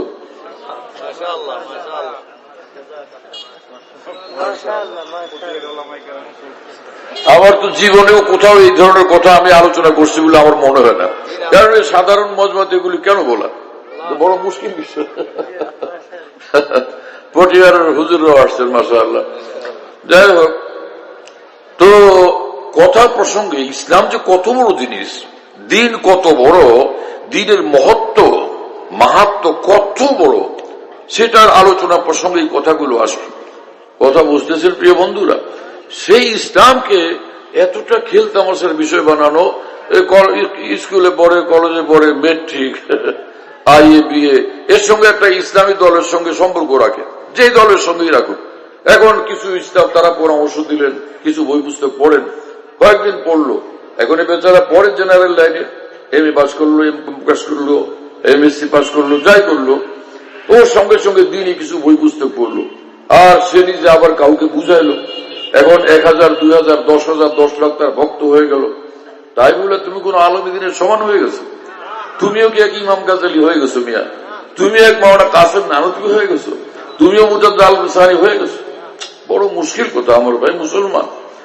এবং এইরকম যে কোনো বই পুস্তক পড়া ইসলাম জানার জন্য ঠিক না। ডাক্তার হওয়ার জন্য যে কোনো বই, মার্কেটে হাজারো ডাক্তারি বই বিক্রি হয়, আমার কাছেও ডাক্তারি বই আছে। আমি নিজে ব্যক্তিগতভাবে ডাক্তারি বই পড়াশোনা করছি, হোমিওপ্যাথি, হাকিমি, আবার এই জেনারেল লাইনের আপনার যে অ্যালোপ্যাথিক লাইনের যে ডাক্তারি, এই বই পুস্তক পড়ে দেখছি কিরকম ব্যাপার একটু দেখি আর কি। তাই বলে কি আমি ডাক্তার? আমি তো অনেক পড়াশোনা করছি, অনেক অনেক ওষুধ দেওয়ার নামও আবার মুখস্থ থাকছে লম্বার জমানা পর্যন্ত। কেউ জিজ্ঞেস করলে বলে দিলাম যে এই রোগের ঔষধ এত বলি। আমি কি ডাক্তার?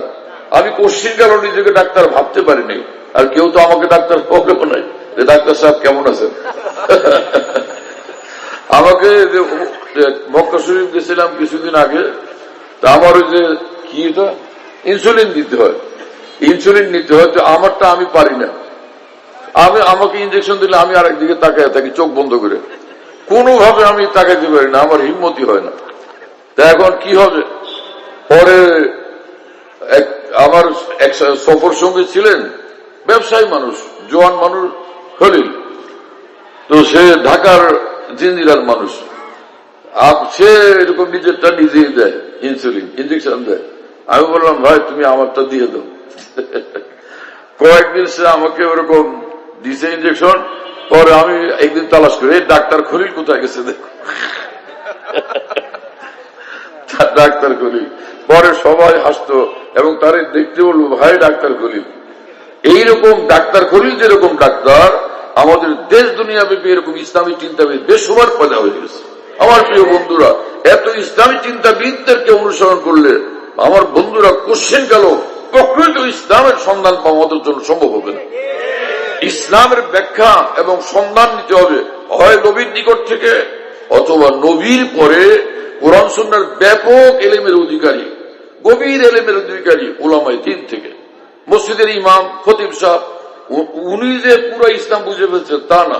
মসজিদের ইমাম, মসজিদের খতিব, প্রধান মুফতি, শেখুল হাদিস, যারা বুখারী শরীফ পড়ান তাদেরকে শেখুল হাদিস বলে, তাদের এই দ্বীনি ব্যাখ্যা তখন গ্রহণযোগ্য যখন তাদের ব্যাখ্যাটা নবীর নিকট থেকে যারা ইসলামের ব্যাখ্যা শিখছেন সেই সাহাবাদের ব্যাখ্যার অনুকূল হয়, মুআফিক হয়, তাবিঈনের ব্যাখ্যার মুআফিক হয়, তাবিঈনের ব্যাখ্যার মুআফিক হয়। এবং পরবর্তী যুগে যুগে যত উলামায়ে দ্বীন কোরআন সুন্নাহর ব্যাখ্যা লিখছেন তারা পূর্বসূরি সাহাবা, যাদেরকে সলফে সালেহিন বলা হয়, আসলাফ বলে, সলফে সালেহিন বলে, আরো একটু ব্যাপক করে আকাবির দ্বীনও বলে। আকাবির দ্বীন বলতে সাহাবা, তাবিঈন, তবে তাবিঈন, এর পরের যুগে আরো যারা আসছেন পৃথিবীর সেরা বড় বড় আলেম দ্বীন, যেমন ইমাম গাজ্জালী রহমতুল্লাহ আলাইহ, ইমাম ফখরুদ্দিন রহমতুল্লাহ আলাইহ, হযরত বড় সৈয়দ আব্দুল কাদের জিলানী রহমতুল্লাহ আলাইহ। ওনাকে বড় পীর বানাইছে তো ভারত ও মুহাদ্দিসের লোকেরা, বড় পীর জিলানী বলে। উনি তো বড় আলেম, বহুত বড় আলেম ছিলেন। বড় পীর জিলানী যাকে বলা হয়, তার নাম হলো সৈয়দ আব্দুল কাদের জিলানী। হাম্বলী মযহাবের বিখ্যাত আলেম। ইবনে কুদামা হাম্বলীরও অত্যন্ত শ্রদ্ধ উস্তাদ ছিলেন তিনি। কথা বুঝতেছেন প্রিয় বন্ধুরা? এই সকল মানুষদেরকে আকাবের দ্বীন বলে। আর যখন আকাবের দ্বীন বলা হয় মানে দ্বীনের ক্ষেত্রে যারা বড় বড় মানুষ তাদেরকে আমাদের মানতে হবে। একদল লোক মৌলবী তারপরে এটা প্রত্যাখ্যান করে, বলে আকাবেরা মুজরিমিহা, কোরআন শরীফে আছে যে আল্লাহ পাক বলছেন যে আকাবেরা মুজরিমিহা, এক এক বস্তির সে বড় বড় অপরাধের দল। দ্বীনের আকাবেরকে এই নাম এরা অভিহিত করে। আল্লাহর বান্দারা, কালকে আমাদের তোমাদের হিসাব দিতে হবে না? তোমাদের এই উচ্চারণ, এই আচরণের কি হিসাব হবে না? সেদিন কত বড় পুরস্কার পাও সেটা খেয়াল রাখো। সেদিন কত বড় পুরস্কারের অধিকারী হয় সেটা এখন থেকে স্মরণ করতে থাকো। আফসোসের কথা, রাসূলুল্লাহ সাল্লাল্লাহু আলাইহি ওয়াসাল্লাম বলছেন আকাবের দ্বীনকে অনুসরণ করার জন্য তোমরা দ্বীনের ক্ষেত্রে যারা বড় তাদেরকে অগ্রগামী রাখবে, তাদেরকে প্রাধান্য দিবে, তাদেরকে মানবে। এই কারণে সাহাবায়ে কেরাম সকলে, এই সাহাবীদের মধ্যে সবচেয়ে বড় আবু বকর সিদ্দিক রাদিয়াল্লাহু আনহু, ওমর রাদিয়াল্লাহু আনহু, উসমান রাদিয়াল্লাহু তাআলা, আলী রাদিয়াল্লাহু তাআলা, এবং আপনার মোবাইল নিচে রাখেন। সাহাবীদের মধ্যে যারা সিরিয়ালে যেরকম বড়, তো রাসূল সাল্লাল্লাহু আলাইহি ওয়াসাল্লামের ইন্তেকালের পর সব সাহাবীরা তাদেরকে সেই রকম ভাবে মানছেন। ইনি সবচেয়ে বড়, তারপরে ইনি বড়, তারপরে ইনি বড়, তারপরে ইনি বড়। এই কথা বুঝতেছেন প্রিয় বন্ধুরা? শিয়া যারা আছে না, শিয়ারা কিন্তু যারা এই সহজ শিয়া, মানে যারা একদম কঠিন গুমরা না, তাদের বক্তব্য আর আহলুস সুন্নাত ওয়াল জামাতের বক্তব্যে পার্থক্য হলো এতটুকু, ওই শিয়ারা যে আহলুস সুন্নাত ওয়াল জামাতের অর্থাৎ আহলে হক যারা হক্কানি উলামায়ে দ্বীন এবং মুসলমান, তাদের আকীদা এবং বিশ্বাস হলো সবচেয়ে বড় হযরত আবু বকর, তারপরে ওমর, তারপরে ওসমান, তারপরে আলী। এই সিরিয়ালকে মানতে হবে, এই তরতিবকে, এই ধারাকে মানতে হবে, ক্রমধারা। কথা বুঝুন নাই? তো তাহলে আপনি আহলে হকের লোক, আহলে সুন্নাত ওয়াল জামাতের লোক। কিন্তু শিয়ারা বলে যে না, হযরত আলী এক নাম্বার। কি কথা বুঝেন নাই? এই কারণে আহলে সুন্নাত ওয়াল জামাত থেকে তারা একটু দূরে। কিন্তু এই প্রসঙ্গটা আমি টানলাম কিসের জন্য? একটা বিষয় পরিষ্কার করার জন্য। এই তুমি বুঝিকে থাকো কেন, আরো ঠিক কাছে আসো, বেহুশ ইনসান তুমি। তোমার বিয়ে কিভাবে হবে দোয়া না নিলে? ও ভুল করলে আমি হুমকি দিই যে দোয়া যদি না পাও তাহলে বিয়ে তো বিলম্বিত হতে থাকবে। এক এক ভুল করলে বলি 10 বছর বিলম্ব হলো। ও পেরেশান হয়ে পরে সতর্ক হয়ে যায়।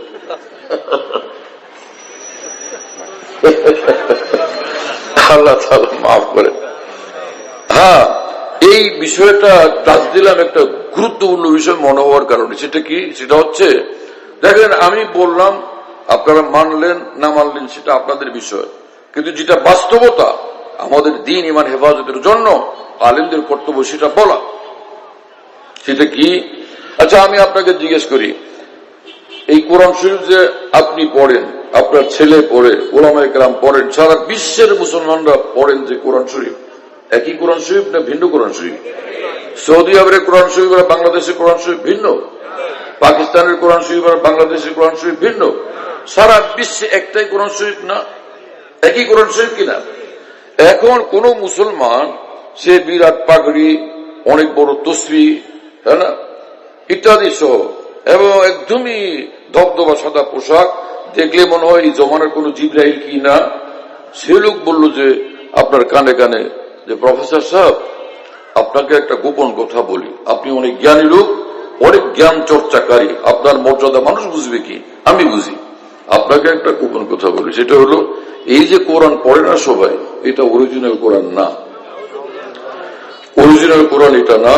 এটা এই মুহাম্মদ সাল্লাল্লাহু আলাইহি ওয়াসাল্লাম দুনিয়ার থেকে যাওয়ার পর, এই ছেলে এখানে বসে বসে কি করে, ওইদিকে সরাই দাও, উঠো ভাই, ওই এক পাশে যাও। এখানে বসে বসে ও কথা বলে, এক পাশে এখানে বসো বাবু, বাস এখানে বসে যাও, তাহলে আমার দৃষ্টি সেমে না থাকলে হইল। অনেকে বাচ্চাদের ভুল করলে একদমই হইচই করে বড় জুলুম করে, এটা তো ঠিক না। শিশু তো শিশু, তার প্রতি রহম করা উচিত। হ্যাঁ, কি বলতেছিলাম ডক্টর? হ্যাঁ, কিছু লোক সাহায্যকারী থাকো ভাই। কোরআন শরীফ এটা অরিজিনাল কোরআন শরীফ না। তো এরকম লোক কি মুসলমান না কাফের? এটা ক্লিয়ার? এখন শুনেন, আমার এক বন্ধু মানুষ ছিলেন, ঢাকা বিশ্ববিদ্যালয়ে পড়ুয়া, খুলনা বাড়ি, এবং একজন কবি। ওনার লেখা বহু কবিতা ছিল। লোকটার একটা কঠিন রোগ হয়ে মারা গেছে। ওই যে রিগেনের যে রোগ হয়েছিল, আমেরিকার প্রেসিডেন্ট রিগেন, একই রোগের হয়েছে। তো পরে লোকটার বাঁচে নাই। উনি আমাকে বলছিলেন যে আমাকে ইরানি দূতাবাস ঢাকা, তারা তাদের শিয়া মতবাদ, ইরানের প্রতিনিধিত্ব করে, তারা শিয়া মতবাদ প্রচার করে গোপনে গোপনে। এক সময় করতে একদম ভীষণ প্রকাশ্যে। সেই সময়টা হলো হাফিজ হুজুর রহমতুল্লাহ আলাইহি যখন ইলেকশনে দাঁড়াইছিলেন না, নির্বাচনে, ওই যে সময়টা, তখন দুনিয়াব্যাপী ইরানি বিপ্লব সাপ্লাই করার জন্য তারা তাদের লিটারেচার এগুলো প্রচার করত। এবং সেই বই পুস্তক ওই সময় আমাদের কাছে ছিল এবং এখনো আছে। যে খোমেনির লেখা, তখনকার খোমেনির লেখা যে বই, আরবি, ফার্সি, এগুলো আমাদের কাছে সংরক্ষিত আছে। যদি কোনো মুসলমান ভাই জানতে চান, আপনাকে সেই বই সামনে নিয়ে আপনি পড়তে পারলে ফার্সি আরবি আপনি নিজে পড়ে বুঝবেন, না বুঝতে পারলে আমরা আপনাকে বুঝাই দিব তার মধ্যে কি লেখা, কি লেখা। আমার শ্বশুর একজন আলেম ছিলেন, আলিয়া মাদ্রাসার শিক্ষক ছিলেন। ওনাকে যখন সে খোমেনির ব্যাপারে, ইরানের খোমেনির ব্যাপারে যখন আমি বললাম, উনি আমার কথা মানতে চাইলেন না। কি বলেন, ইসলামী বিপ্লবের এত বড় নেতা, তার ব্যাপারে এইরকম বলেন? আমি বললাম যে খোমেনির লেখা বই পুস্তক যদি এটা প্রমাণ করে তা মানব। আসেন ঢাকা আসলে যাত্রাবাড়ি মাদ্রাসার প্রিন্সিপাল মাওলানা মাহমুদুল হাসান সাহেবের কাছে নিয়ে গেছি। মানে উনার কাছে এই বইগুলো দুর্লভ ছিল তখন, এখনো শিয়াদের বইগুলো সহজে পাওয়া যায় না, ওরা লুকায় রাখে। তো ওনার কাছে এই বইগুলো ছিল। আমি ওনার ব্যক্তিগত লাইব্রেরিতে এগুলো পড়াশোনা করছিলাম, অধ্যয়ন করছিলাম। আমার শ্বশুর মিয়াকে নিয়ে গেলাম, দেখলেন, দেখার পরে ইন্না লিল্লাহ ইন্না লিল্লাহ, কেমনি দেখলো এইসব কথা, সেটা একটু পরে বলি। আগে ওই কবি আরিফের কথা বলি।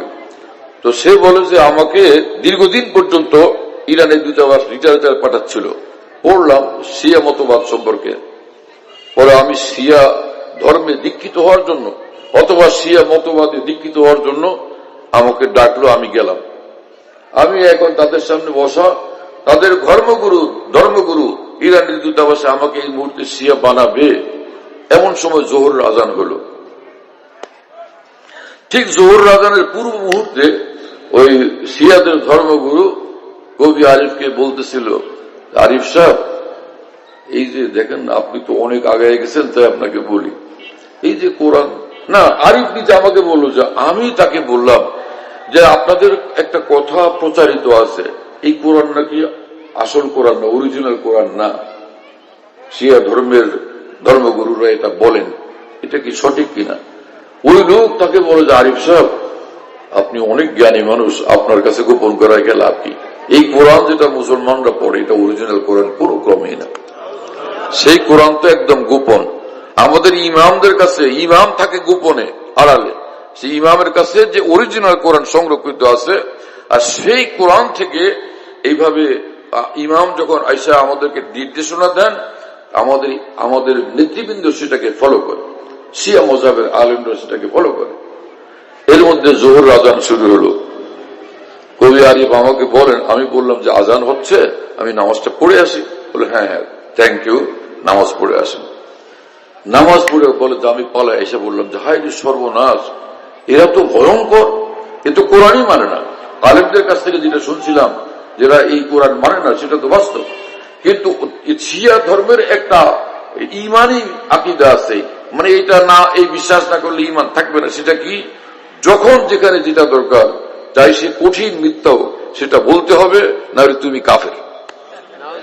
এই জন্য ওদেরকে যখনই প্রশ্ন করা হয়, ওরা টাটকা মিথ্যা কথা বলে দেয়। আর এই ওদের এই মিথ্যা কথা বলার নাম যে ইমান, এইটার পরিভাষা হলো তাকিয়া। তাকিয়া মানে ঘুরায় কথা বলা। কি কথা বুঝেন নাই? আমার কথা বুঝতে পারতেছেন না? বুঝেনি না? বড় বিপদে আছি তো এই মুহূর্তে। আমি এমন এক চ্যাপ্টার কেন যে আমি শুরু করলাম, আল্লাহ আপনি মাফ করে দেন। আচ্ছা, এই সাইড গুছিয়ে টুছিয়ে এখন আমরা নিজেদের কথা বলা শুরু করবো ইনশাআল্লাহ। তো পরে উনি ওখান থেকে চলে আসছেন, বুঝতে পারলেন? এখন আপনাদেরকে বলি যে শিয়াদের যে গ্রুপগুলো, অনেকগুলো তাদের দল আছে। এখন যে ইরানকে শাসন করে যারা, এদের নাম শিয়া ইমামিয়া, আরবিতে বলে ইসনা আশারিয়া। শিয়া ইসনা আশারি, ইসনা আশার মানে 12, ইসনা আশারিয়া মানে 12 ইমাম পন্থী। তারা বলে যে 12 জন আমাদের ইমাম, আলী রাদিয়াল্লাহু তাআলা প্রথম, তারপরে একটা না 12 জন ইমাম, 12 নম্বর ইমাম তাদের এই কোরআন নিয়ে পালায় গেছে। কোন গুহার মধ্যে থাকে, পাহাড়ের ভিতরে থাকে, সেখান থেকে শিয়াদেরকে, শিয়া আলেমদেরকে তারা দ্বীনের কথা শুনাইতে থাকে, ওইটাকে তারা সমাজে বাস্তবায়ন করে, প্রতিফলিত করে। এই হলো তাদের মতবাদ। তাহলে এই কোরআন ওরা মানে না, তাহলে কি তারা মুসলমান থাকলো না কাফের বানাইলো নিজেকে? শুনতেছেন প্রিয় বন্ধুরা? এবং এই খোমেনি যার যে সারা ইরানের বিপ্লব করতেছিল, সেই খোমেনির লেখা বই আমি নিজে পড়ছি, ফার্সিতে লেখা। তো ওর ভিতরে লেখা মুখালাফতে আবু বকর বা কোরআনে খুদা, মুখালাফতে ওমর বা কোরআনে খুদা, মুখালাফতে উসমান বা কোরআনে খুদা। হযরত আবু বকর, ওমর, উসমান তিনজনই কোরআনে পাকের বিরুদ্ধাচরণকারী ছিলেন, বিরোধী ছিলেন, এই কোরআনের বিরোধী ছিলেন। আমি চ্যালেঞ্জ করি আপনাদেরকে, যার মন চায় আপনি আসেন আমার সঙ্গে, সেই বই দেখাবো আপনাকে। কথা বুঝতেছেন প্রিয় বন্ধুরা? এই তো একটা বই। আর আমার শ্বশুর যে আলেম, এই গত বছরের দেখাল হলো, তিনি ঢাকা আসলে পরে আমি যে কিতাব তাকে দেখাইছি, এটাও দেখাইছি ফার্সি, এটাও তিনি বুঝছেন। এর চেয়ে ভয়ঙ্কর আরেকটা, সেটা কি, খোমেনির লেখা বই আরবিতে, সেটা কি যে ওটার মধ্যে পুরাটা পৃষ্ঠা ধরে সব প্রতিটি পৃষ্ঠার মধ্যে একই কথা। কি কথা? যে এই পৃথিবীর যেই পরিমাণ বালুকণা, হযরত আয়েশা আর হযরত হাফসা, ওমর রাদিয়াল্লাহু আনহুর মেয়ে হাফসা, রাসূল সাল্লাল্লাহু আলাইহি ওয়াসাল্লামের স্ত্রী, হযরত আবু বকরের মেয়ে আয়েশা, এই পৃথিবীর যেই পরিমাণ বালুকণা, আয়েশা এবং হাফসার উপর এই পরিমাণ লানত হোক, নাউযুবিল্লাহ তাআলা মিন যালিক। এই পৃথিবীর সাগর সময় যেই পরিমাণ ফেনা, এদের দুইজনের উপর এই পরিমাণ লানত নাজিল হোক। আকাশের যতগুলো তারা, এই দুইজনের উপর এই পরিমাণ লানত নাজিল হোক। আমার দুই চোখে বই আমি নিজে পড়ছি, একাধিকবার পড়ছি। কি কথা বুঝতেছেন প্রিয় বন্ধুরা? এই শিয়ারা, এরা মুসলমান, এবং রাসূলুল্লাহ সাল্লাল্লাহু আলাইহি ওয়াসাল্লামের রওজা শরীফে যখন তারা যায়, ওখানে সালাম করে। রাসূল সাল্লাল্লাহু আলাইহি ওয়াসাল্লামের রওজা শরীফ এই ঠিক এর পাশাপাশি, এর সাথে হযরত আবু বকরের কবর, তার পাশে হযরত ওমরের কবর। হযরত রাসূল সাল্লাল্লাহু আলাইহি ওয়াসাল্লামকে সালাম করার পর এই দুইজনের এখানে যখন আসে, এরা মুখ ফিরিয়ে নেয়, আরেকদিকে মুখ ফিরিয়ে নেয়, এবং দুজনের উপর সেখানে লানত করতে থাকে। এই হলো শিয়া। কিন্তু আমাদের মুসলমানদের মধ্যে কি যে হলো, অতি মাত্রায় গণতন্ত্র চর্চার, রাজনীতির চর্চার কারণে সকলের দেমাগার মেজাজ, মন মানসিকতা হয়ে গেছে একদমই গণতান্ত্রিক এবং রাজনীতিক। তারা মনে করে যে হানাফি, শাফি, মালিকি, হাম্বলি মযহাব, এরকম শিয়া একটা মযহাব, কাদিয়ানী একটা মযহাব। নাউযুবিল্লাহ। এই যে শিয়া যারা ইরানকে বর্তমানে শাসন করে, নিঃসন্দেহে তারা কাফের। কথা বুঝতেছেন প্রিয় বন্ধুরা? আরেকটা বিষয় হলো, আমি কিন্তু কোনো পার্টি করি না, কোনো দল করি না, কোনো কারো এজেন্ট আমি না। কোরআন সুন্নাহর আলোকে যেগুলো হক কথা, সেগুলো বলার চেষ্টা করি, আলহামদুলিল্লাহ।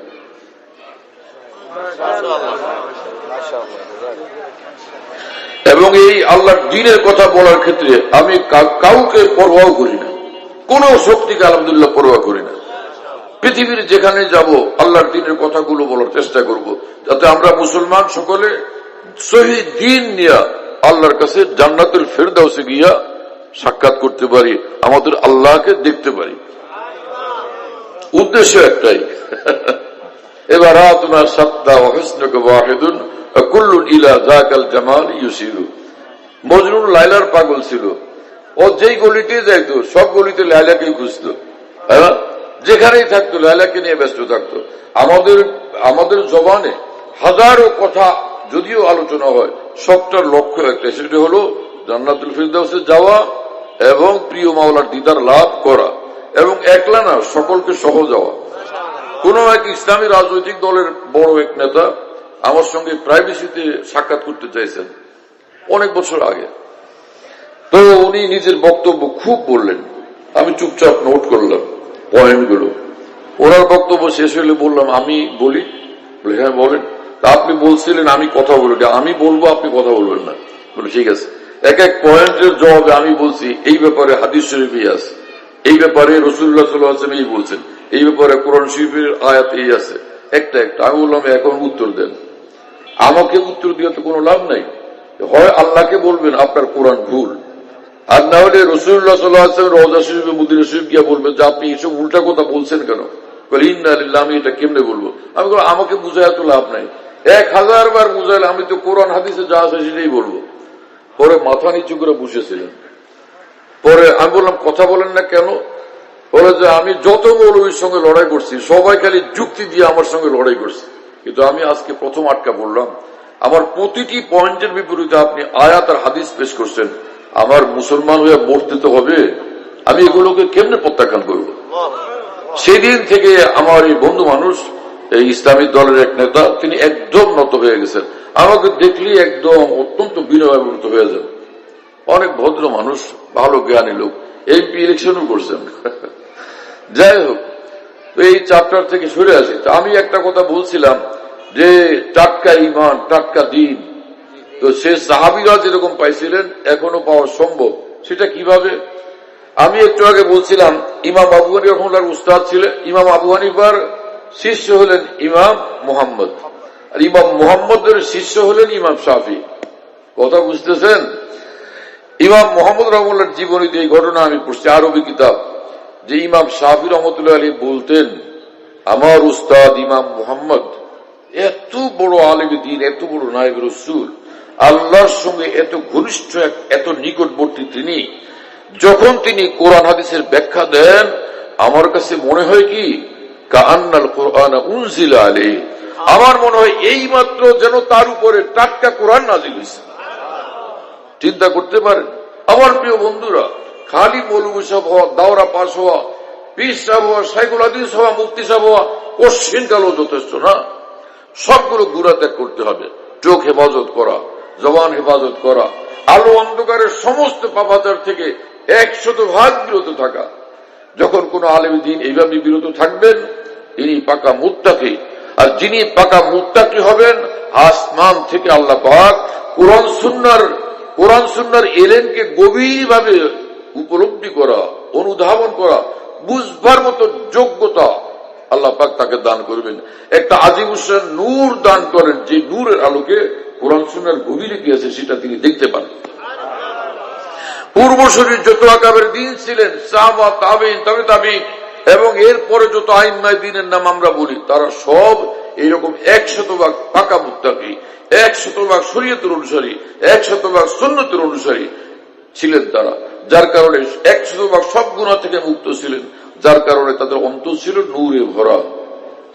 এজন্য একটা ইমাম গাজ্জালী রহমতুল্লাহ লিখছেন যে দুইটা চক্ষু থাকে এই যে কপালের তলে, আর দুইটা চক্ষু থাকে অন্তরের ভিতরে। এই দুইটা চক্ষু নমরুদের থাকে না, আবু লাহাবদের থাকে না, ফেরাউনদের থাকে না। কোন মুসলমান, কোন আলেম দ্বীন যখন 100% সকল গুনাহ থেকে মুক্ত হয় তখন তার অন্তরের চক্ষু খুলে যায়। সেই চক্ষু দিয়া আসমান জমিনে আল্লাহ পাকের সীমাহীন নূর আর নূর সে এই প্রত্যক্ষ করতে থাকে দিনদার সর্বক্ষণ।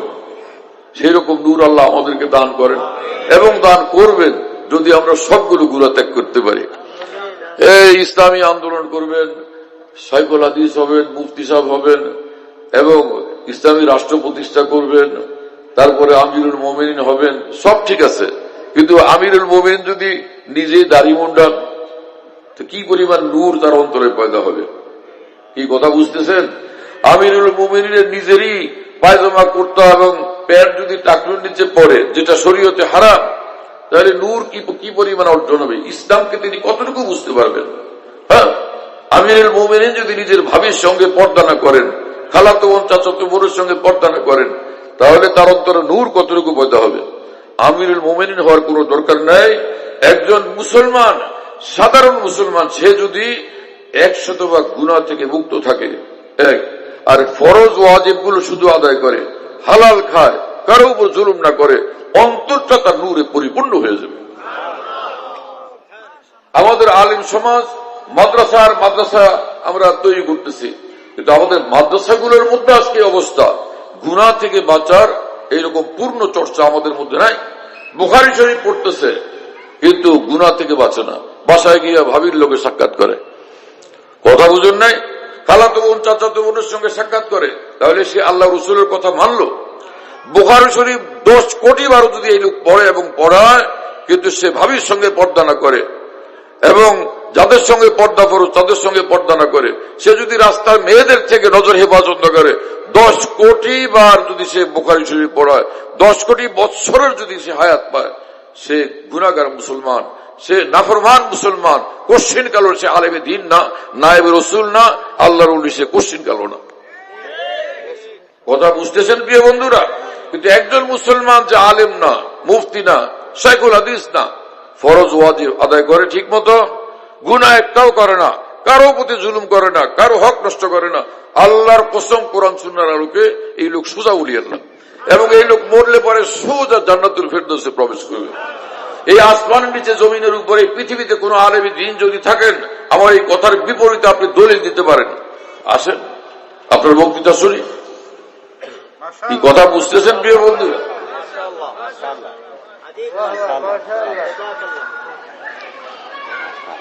আমি সারা দেশে আমার অসুস্থ শরীরটা নিয়ে এরকম সফর করি, এইরকম ওয়াজ আর বক্তৃতা করার কোনো ইচ্ছা আমার নাই।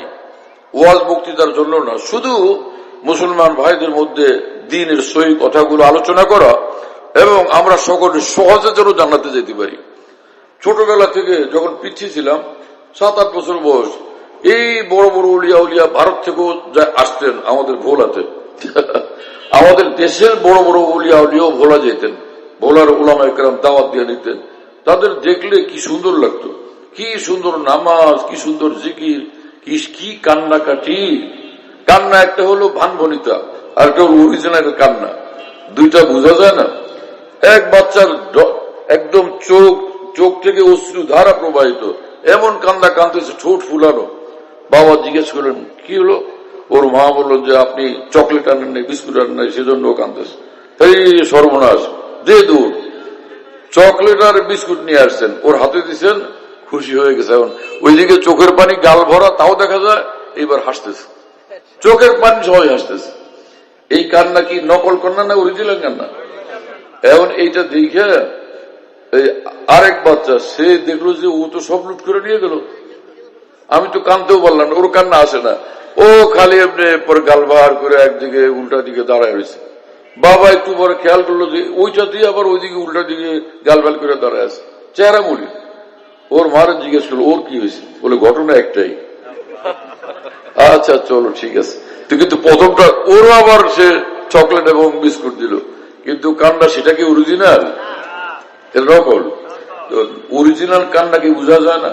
আমার প্রিয় বন্ধুরা, যেই মুসলমান সে সত্যিকার অর্থে যে কোনো দল, সংগঠন এবং গবেষকের প্রেম প্রীতি এবং রাজনৈতিক নেতৃবৃন্দের প্রেম প্রীতি সবকিছুর ঊর্ধ্বে পৌঁছা, যে আল্লাহ রসুলকে তালাশ করবে, সহি দ্বীনকে তালাশ করবে, তো এইরকম আলেমের দ্বীনের সন্ধান সে পাইয়ে যাবে, এইরকম নায়েবে রসুলের সন্ধান সে পাইয়ে যাবে, যার মাধ্যমে একদম পূর্ণ হক দ্বীন সে শিখবে, জানবে, জান্নাতুল ফেরদাউসের রাস্তা খুলে যাবে।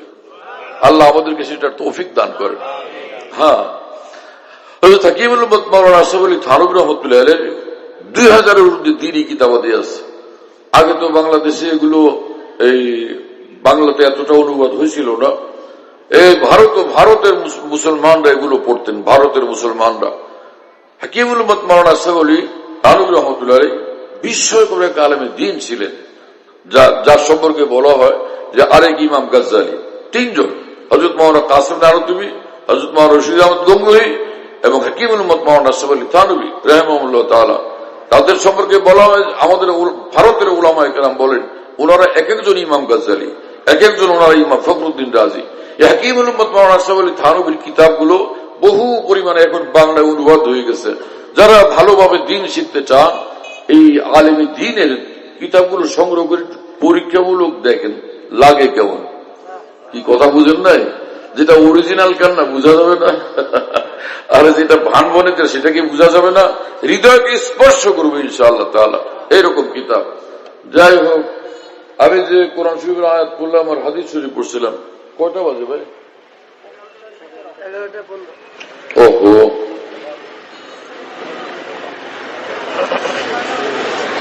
এখন মনে হয় শেষ করা উচিত। আর এরপরে আর কেউ বয়ান করবে নাকি? আচ্ছা ঠিক আছে ভাই, আমি যে আয়াত পড়ছিলাম আর হাদিস শরীফ এটার অনুবাদ করে দিই হালকা হালকা, সহজ ভাবে, আর কয়েকটা আমল বলি তো শেষ করি। কি জন্য যে আজকে এই কথাগুলো আলোচনা হলো খোদায় পাক জানেন। আরেকটা বিষয় আসছিল মাঝখানে, কাদিয়ানি। রাসূলুল্লাহ সাল্লাল্লাহু আলাইহি ওয়াসাল্লাম বলছেন, আনা খাতিমুন নবিয়্যিন, আমি নবীদের ধারার সমাপ্তকারী, আমার পর লা নবিয়্যা বাদি, আমার পরে কোন নবী আসবে না। এই কথা বলছেন রাসূলুল্লাহ সাল্লাল্লাহু আলাইহি ওয়াসাল্লাম। আল্লাহর নবী যা বলেন সেটাই হক। তো গোলাম আহমদ কাদিয়ানি পাঞ্জাবে জন্মলাভ করছেন। এরপরে আস্তে আস্তে এক সময় তিনি বললেন আমি মাহদি, ইমাম মাহদি। আরেক সময় তিনি বললেন আমি মরিয়ম, বললেন যে আমি মরিয়ম। আমাদের আলেম ওলামারা আজব ধরনের মানুষ, যে মানে এমন এমন কথা আলেমদের মাথায় আল্লাহ দেন যেটা বুঝে আসে না কোত্থেকে আসছে এই কথা।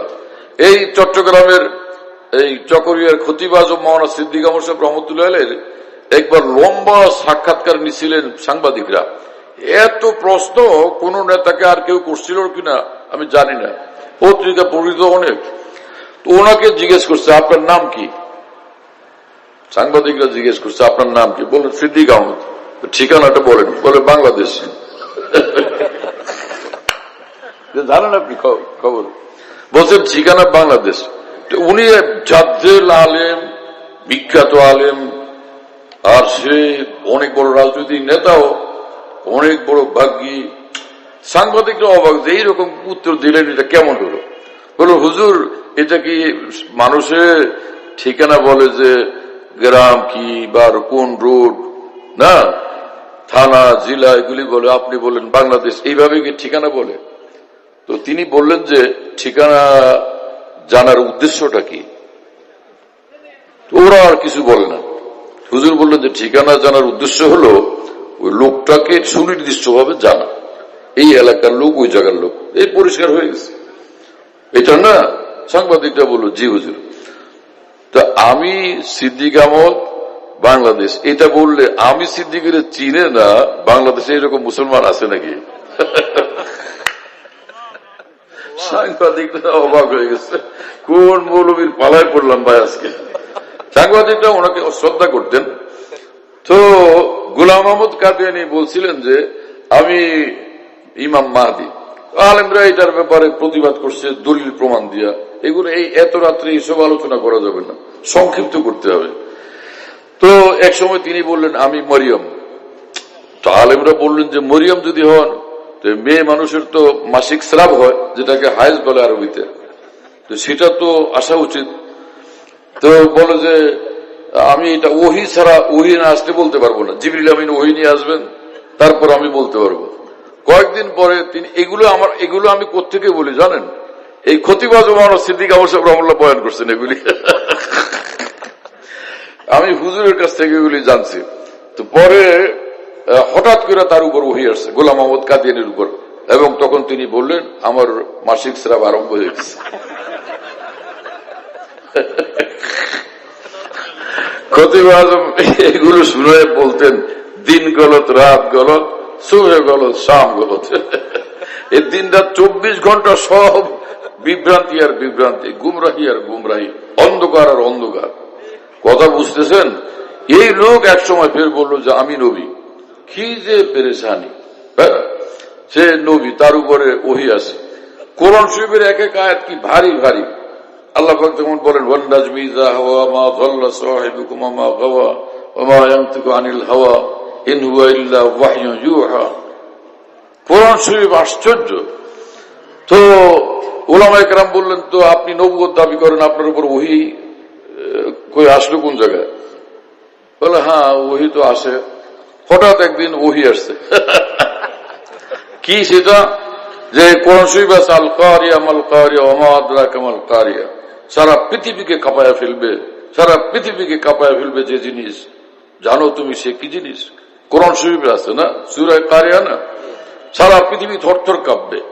এমন ভাবে কিয়ামতের সময় যে আল্লাহ পাক পৃথিবীতে কম্পন সৃষ্টি করবেন, ওইটা আল্লাহ এইভাবে বলছেন আল কারিয়া মাল কারিয়া, হ্যাঁ ওয়া মা আদরাকা মাল কারিয়া। ওইটার মতো করে বানাইছে কি আল ফিল মাল ফিল ওয়া মা আদরাকা মাল ফিল লাহু খুরতুমুন তাবিল। যে হাতি, জানো তোমরা হাতি কি জিনিস? তার লম্বা একটা সুর আছে, লা হাওলা ওয়ালা কুওয়াতা ইল্লা বিল্লাহ। এই হলো এই গোলাম আহমদ কাদিয়ানীর বই। কথা বুঝতেছেন প্রিয় বন্ধুরা? এই সবগুলো শুনেছিলেন খতিব আজম মাওলানা সিদ্দিক আহমদ সাহেব রহমাতুল্লাহ আলাইহি, যিনি পটিয়া মাদ্রাসা সেগুলো দিয়েছিলেন। অনেক জাতীয় আলেম দিয়েছিলেন। পাকিস্তান গেছিলেন, তো মুফতি শফি সাহেব রহমাতুল্লাহ দারুল উলুম করাচিতে উনি গেছিলেন যখন, তো মাওলানা মুফতি তাকি উসমানী সাহেব, যিনি এখন বর্তমান দুনিয়ার বিখ্যাত মানুষ, উনি তখন পড়াশোনা করেন। তো তিনি বলছিলেন তার বাবা মুফতি শফি সাহেব রহমাতুল্লাহকে, বাংলাদেশ থেকে এত বড় আলেম দিন আসছেন সেগুলো দিস, ওনার কাছে বুখারী শরীফের একটু পড়বো। বলে হ্যাঁ পড়ো। তো খতিব আজম রহমতুল্লাহ আলাইহি সেখানে হাদিসের বুখারী শরীফের দর্শ দিয়েছিলেন। ওনারা অভিভূত যে আল্লাহু আকবার, এত বড় আলেম ওই দেশে থাকেন, এত বড় আলেম ছিলেন। আমরা আমাদের আলেমদের কদর করি না, আফসোসের বিষয়। পাকিস্তান গেলে দেখি যে সেখানে আলেমদেরকে মানুষ যে সম্মান করে, ওখানে আলেমদের যে সম্মান আর মর্যাদা, এক ধমক দেয় সরকারকে, সরকার থরথর কাঁপতে থাকে। আজীব আজীব কাণ্ড। আমাদের দেশে আলেম ওলামারাও কথা বলেন, কিন্তু যে সরকারি লাইনের লোকেরা বা অফিস আদালতের মানুষেরা, প্রশাসনের লোকেরা আলেমদেরকে অতটা সম্মান করতে জানেন বলে মনে হয় না, দেখা যায় না সেটা এই দেশে। হ্যাঁ, বাংলাদেশে আলেমদের সম্মান আছে মোটামুটি অনেকটা, সেটা হলো সিলেটে। কথা বুঝেন নাই? ওরা পিসা হুজুরদেরকে ওরা বলে সাপ, এই গুনৈর সাপ, কোরিয়ার সাপ, সাপ বলে। সাপ মানে এটা তারা ভারী ভাষা, অনেক বড় কিছু। আমি একবার সিলেটে গেলে ওখানে এক আলেম আমার ব্যাপারে বললেন, মেজবানকে বললেন, সাবের দিকে খেয়াল রেখো।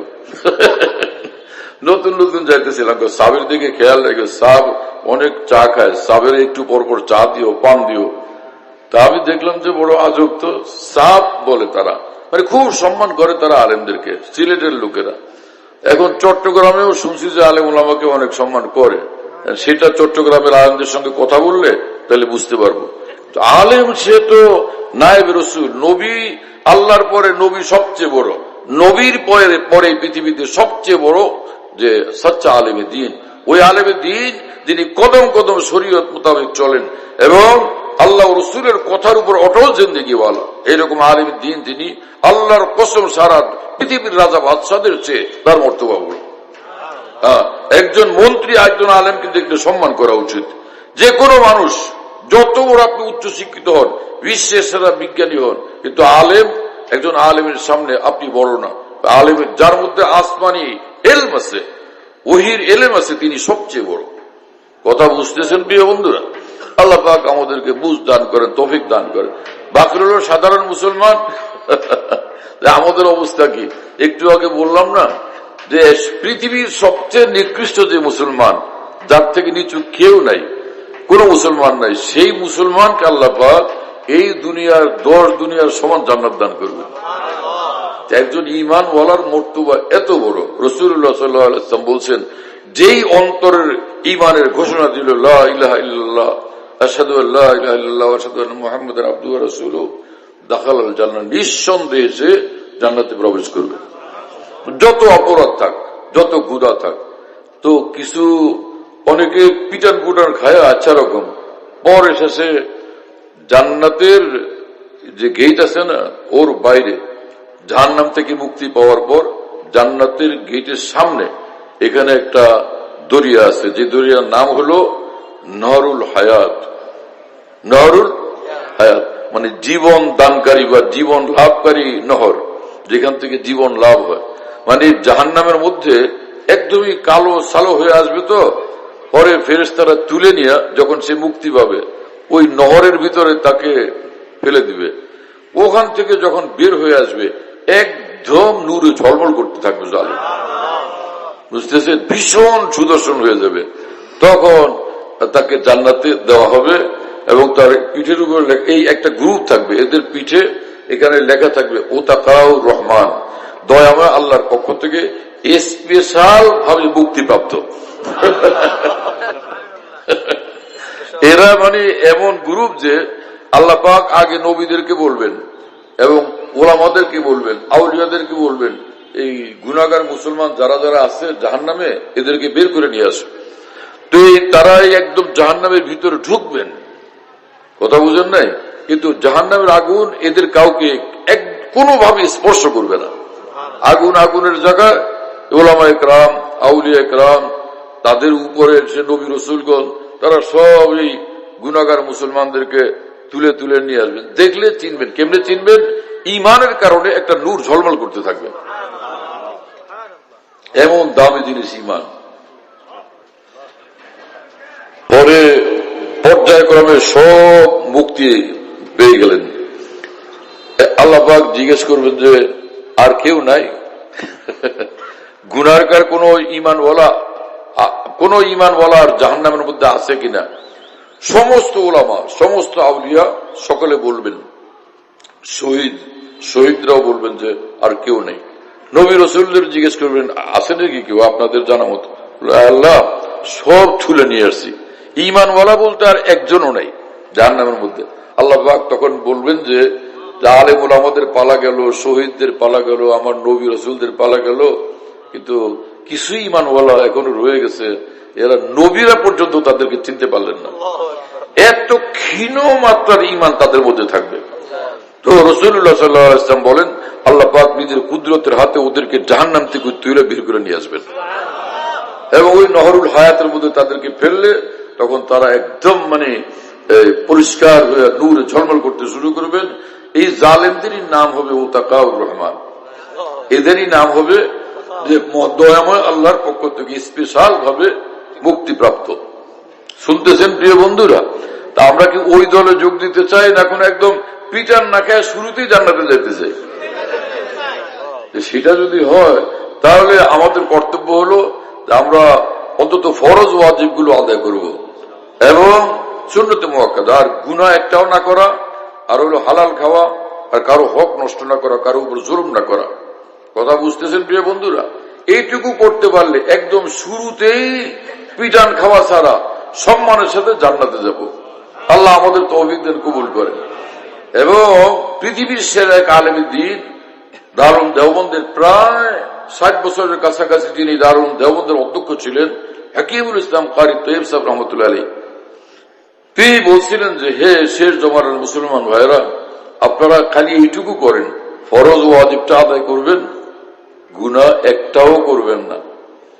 তাহলে আপনারা এক একজন এই জমানার বাইজিদ বুস্তামি, এক একজন আপনারা এই জমানার জুনায়েদ বাগদাদি, সব আপনারা তাহলে ওলি আল্লাহ সোজা জান্নাতুল ফিরদাউসে গিয়ে পৌঁছবেন। কথা বুঝতেছেন প্রিয় বন্ধুরা? কি আশ্চর্য কথা! আল্লাহু আকবার। এইটুকু আমরা করতে পারবো না? ইসলামে আমল অনেক, এই নফল আমল, মুস্তাহাব আমল, কিন্তু মূল বিষয় হলো ফরজ গুলো, ওয়াজিব গুলো।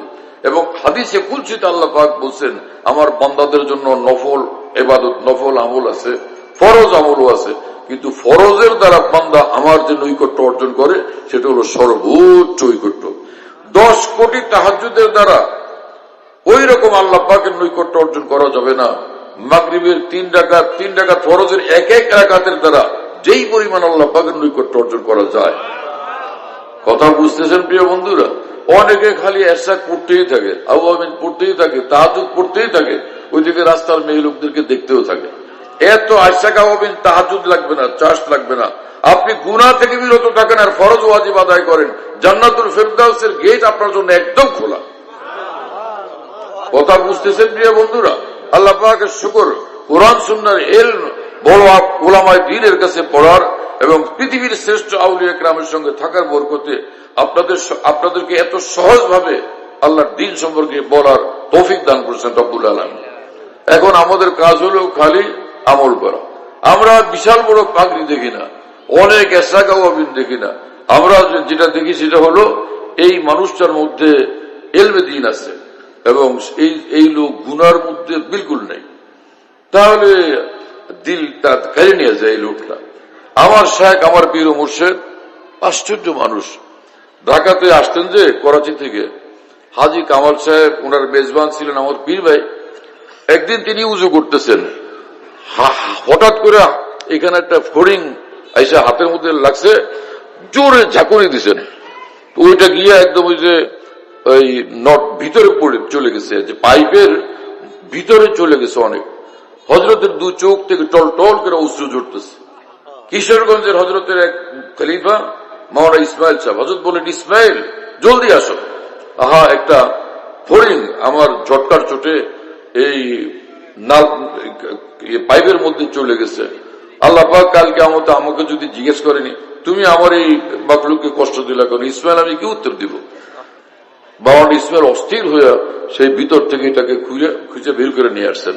হযরত একদম খুশি, অনেক দোয়া করছেন তাকে। শুনতেছেন প্রিয় বন্ধুরা? ইমাম আব্দুল ওয়াহাব শাহরানী রহমাতুল্লাহ লেখা একটা কিতাব তামবিহুল মুক্তারিব, ওর একটা অংশের বঙ্গানুবাদ করছি আমি সিরাতুল আউলিয়া নামে পাওয়া যায়। ওই কিতাবের মধ্যে আল্লামা শাহরানী লিখছেন, একজন মুসলমান বাজার থেকে তরকারি কিনছেন, ঘরে আইনা যখন রান্না করতে দিয়েছেন না, দেখলেন যে আরে ওর মধ্যে কতগুলো পিঁপড়া। শুনতেছেন আপনারা? হ্যাঁ, কতগুলো পিঁপড়া। উনি পেরেশান হলেন, আল্লাহ আল্লাহ আল্লাহ, কোরআন শরীফ আছে ইন্নাল আবরার লাফি নাঈম, যে যারা নেক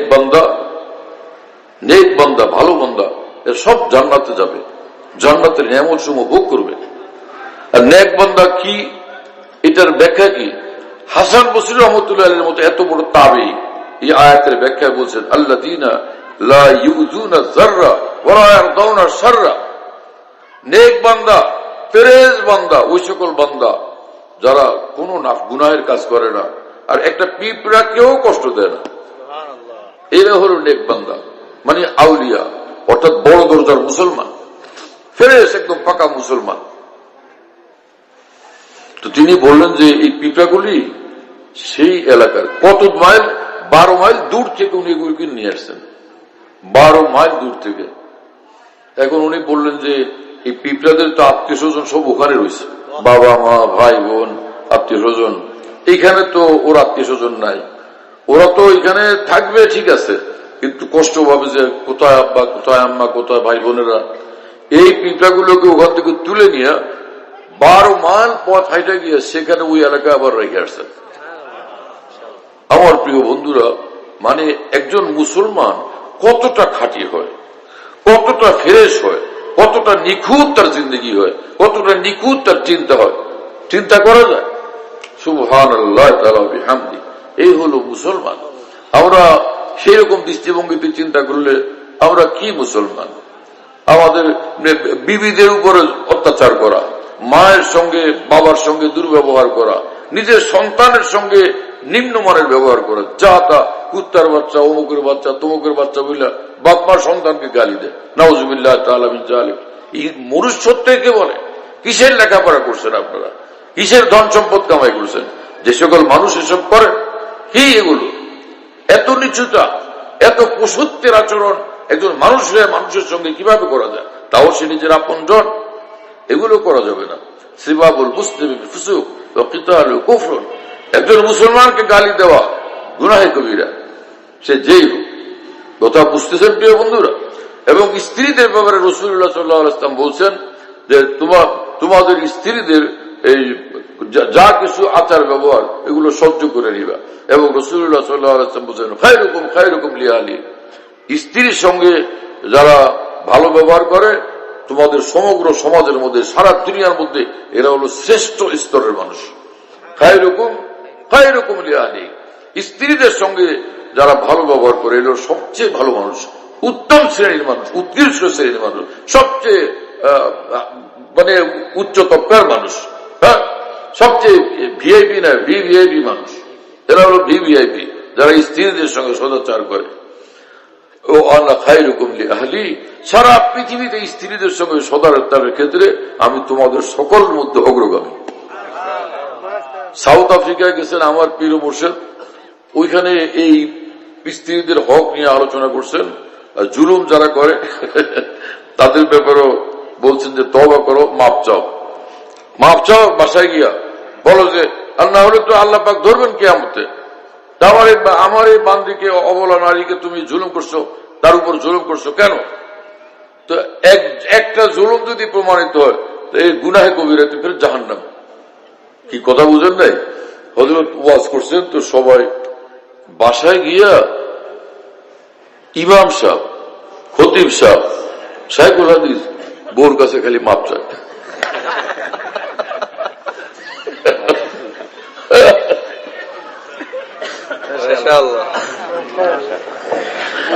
এখন মেয়েদের মধ্যে একটা কথা আছে, আমি জানতাম না, হযরত বলছেন যে তারা নাকি বলে যে স্বামী যদি এরকম বোর কাছে, স্ত্রীর কাছে মাপ চায়, তাহলে তখন তারা মনে করে যে আমার স্বামী তাহলে কেমন জানি জানছে আর বাঁচবে না।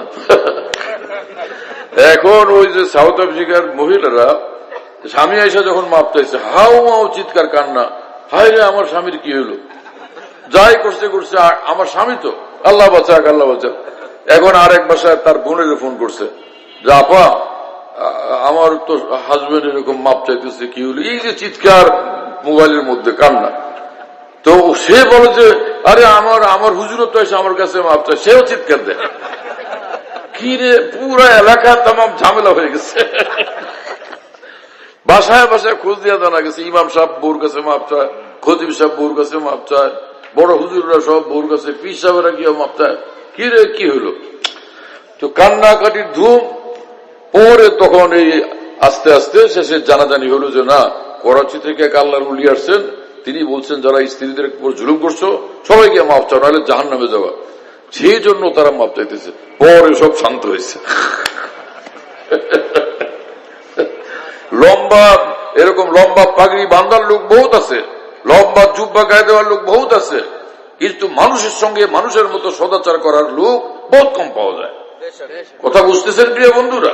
একজন মুসলমান হইতে হলে খালি লম্বা নামাজ না, নিজের আখলাক চরিত্র ব্যবহারকে সর্বোন্নত করা চাই। মানবিক গুণাবলীর চিৎকার দিতে থাকে লোকেরা, কিসের মানবিক গুণাবলী? দিন রাত মানুষের উপর জুলুম, রিক্সাওয়ালার উপর জুলুম, প্রতিবেশীর উপর জুলুম, ভাই বোনের উপর জুলুম, আত্মীয় স্বজনের উপর জুলুম, ফুফুদের উপর জুলুম। আর তিনি একজন ভদ্রলোক, তিনি একজন সভ্য মানুষ, তিনি একজন কেবলা। কিসের কেবলা আপনি? আপনার কেবলাই তো এখনো ঠিক নেই।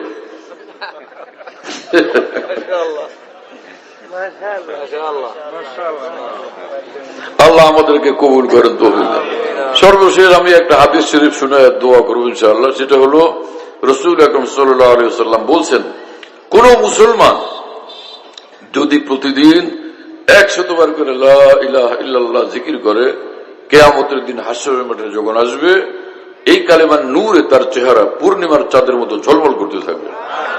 আর কোরআন শরীফে আছে, আল্লাহ পাক বলছেন কিয়ামতের ময়দানে 2 শ্রেণীর চেহারা হবে। হ্যাঁ, ইয়াউমা তাবয়াজ্জু উজুহ ওয়া তাসওয়াদ্দু উজুহ। কিছু চেহারা থাকবে যে একদম নূরে ঝলমল করবে, আর কিছু চেহারা কালো। যাদের চেহারা কালো এগুলি সব জাহান্নামে যাবে, যাদের চেহারা নূরে ঝলমল করবে সব জান্নাতে যাবে। আল্লাহ রাসূল সাল্লাল্লাহু আলাইহি ওয়াসাল্লামের কথাকে আমরা বিশ্বাস করি, এত যুক্তি তর্ক জানি না, এত চিন্তাবিদ হইতে আমাদের দরকার নেই। আল্লাহ আল্লাহ রসুল যা বলেন সব হোক। রাসূলুল্লাহ সাল্লাল্লাহু আলাইহি ওয়াসাল্লাম যখন বলছেন প্রতিদিন 100 বার করে লা ইলাহা ইল্লাল্লাহ পড়লে এত বড় ফজিলত, এটা পড়ি, আমরা পড়ব ইনশাআল্লাহ তাআলা। আল্লাহ আপনি আমাদের তৌফিক দেন এবং কবুল করেন। বাসায় মা বোনদেরকেও বলেন। আমাকে ওই ইসলামী দলের একজন বড় নেতার কথা বলছিলাম না, উনি পরে আমাকে অনেক মহব্বত করতেন। একদিন আসছেন, বললেন যে আমার একটা ভালো আমল দেন যাতে আল্লাহর প্রতি আমার ভীষণ মহব্বত হয়। তো ভারতে এক বড় বুজুর্গ মহিউদ্দিন মাওলানা আবরার হোসেন রহমতুল্লাহ আলাইহির বাতলানো একটা আমল আমি নিজে শুনছিলাম। তিনি বাংলাদেশে আসতেন এবং উর্দুতে বয়ান করতেন, 1 ঘন্টা 1.5 ঘন্টা 2 ঘন্টা। আমি তার পুরো বয়ানের ইন্টারপ্রেটার ছিলাম, আমি সেই দুভাষী, সেটা বাংলায় অনুবাদ করে শোনাইতাম। তিনি তখন বলছিলেন, কোন মুসলমান যদি প্রতিদিন 100 বার লা ইলাহা ইল্লাল্লাহ, 100 বার আল্লাহ আল্লাহ জিকির, 100 বার দুরূদ শরীফ, এটা যদি করে আল্লাহর মহব্বতের ব্যাকুলতা তার মধ্যে পয়দা হবে। আল্লাহকে পাওয়ার জন্য তার বেশ অস্থিরতা পয়দা হয়ে যাবে। আমি আমার আল্লাহকে চাই, আমি আমার আল্লাহকে চাই। এবং নেক আমলের প্রতি তার আগ্রহ ভীষণ বাড়বে। তা আমার এটা জানা ছিল, হযরত থেকে শোনা ছিল। আমি তাকে বললাম আপনি এটা করেন। ওই লোকটার নাম মুখে এসেই গেছিল এই মুহূর্তে, আমি থামায় রাখছি, এর নামটা তো বলবো না। তো শিক্ষিত লোক, ভালো শিক্ষিত লোক। তো উনি খুশি হলেন, পরে চলে গেছেন। কয়েকদিন পরে আসছেন, আয়সা আমাকে বলেন কি আপনি আমার এটা কি দিচ্ছেন? আমি বললাম মানে? বলে আল্লাহ রে আল্লাহ, বলে যে আমি এই আমলটা করছি, সে আমার অবস্থা এমন, আমি কি আমাকে সামাল দিতে পারি? ওহো, এই ভাই কথা বলছিলেন। যদি কারো আগ্রহ হয় এই আমলটা করেন, লা ইলাহা ইল্লাল্লাহ 100 বার, আল্লাহ আল্লাহ জিকির 100 বার, আর হলো দুরূদ শরীফ 100 বার। এখন একদল মুসলমান বলে যে আল্লাহ আল্লাহ জিকির এটা কোরআন হাদিসের দ্বারা প্রমাণিত আছে কিনা, এটা তো আরেক কথা ভাই, এটার পক্ষে দলিল প্রমাণ পেশ করতে পারবো ইনশাআল্লাহ। তবে এখন আজকে যদি স্ট্রংলি বলতে হয় তো কথা পাকা করে বলতে হয়, আমার হাতে সময় না থাকার কারণে এই সাইডে আমি যাব না। ছোট্ট একটা হাদিস শোনাবো ডকুমেন্ট হিসাবে। সেটা কি? সেটা হলো ক্বালা রাসূলুল্লাহ সাল্লাল্লাহু আলাইহি ওয়াসাল্লাম লা তাকুমু الساعة حتى يقال في الأرض الله الله وفي رواية لا تقوم الساعة حتى يقول أحد الله الله।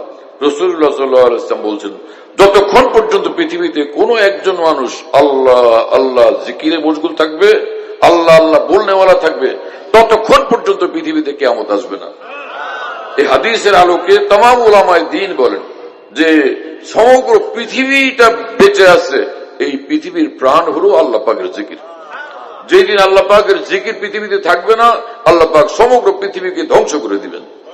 কথা বুঝতেছেন? একদল মুসলমানরা বলতেই থাকেন জিকির কি জিনিস, খালি এই আমল করো সেই আমল করো, বলতে চায় না তাদের কথা। এত কম বুঝ দিনের, কিন্তু মনে করো যে দিনের সবচেয়ে বেশি বুঝওয়ালা। আল্লাহ বুঝ দান করেন আমাদের সকলকে, সব মুসলমানকে। দিনের কাজ অনেকেই করে, কিন্তু দিনের কাজ করতে গিয়া যারাই ওলামায়ে দিন থেকে এবং আকাবের দিন থেকে বিচ্ছিন্ন, তারা সব গুমরাহির মধ্যে লিপ্ত হয়ে গেছে, সব গুমরাহিতে আক্রান্ত হয়ে গেছে। বেশি আশ্চর্য লাগে দাওরা পাশ বহুত হুজুররা এরকম ভুলের মধ্যে আক্রান্ত, বিভ্রান্তির শিকার মুসলমানদের একদম তাদেরকে মনে করেন যে তারা জিবরিল আমিনের পজিশন হয়ে গেছে। হ্যাঁ, এইরকম ভুলের মধ্যে কিছু আলেম ওলামারা পর্যন্ত পড়ে যান। আলেমদের এরকম করা উচিত না। আলেমদের কাজ হলো সলফ এবং আকাবের দ্বীনের রাস্তার উপর জমে থাকা, এর থেকে একটু বিচ্যুত না হওয়া। না হলে আলেম যদি নিজে অন্ধকারে ডুবে যান, তো সাধারণ মুসলমান আলোর পথ পাবে কোন জায়গায়? আল্লাহ আমাদের কবুল করেন এবং তৌফিক দান করেন।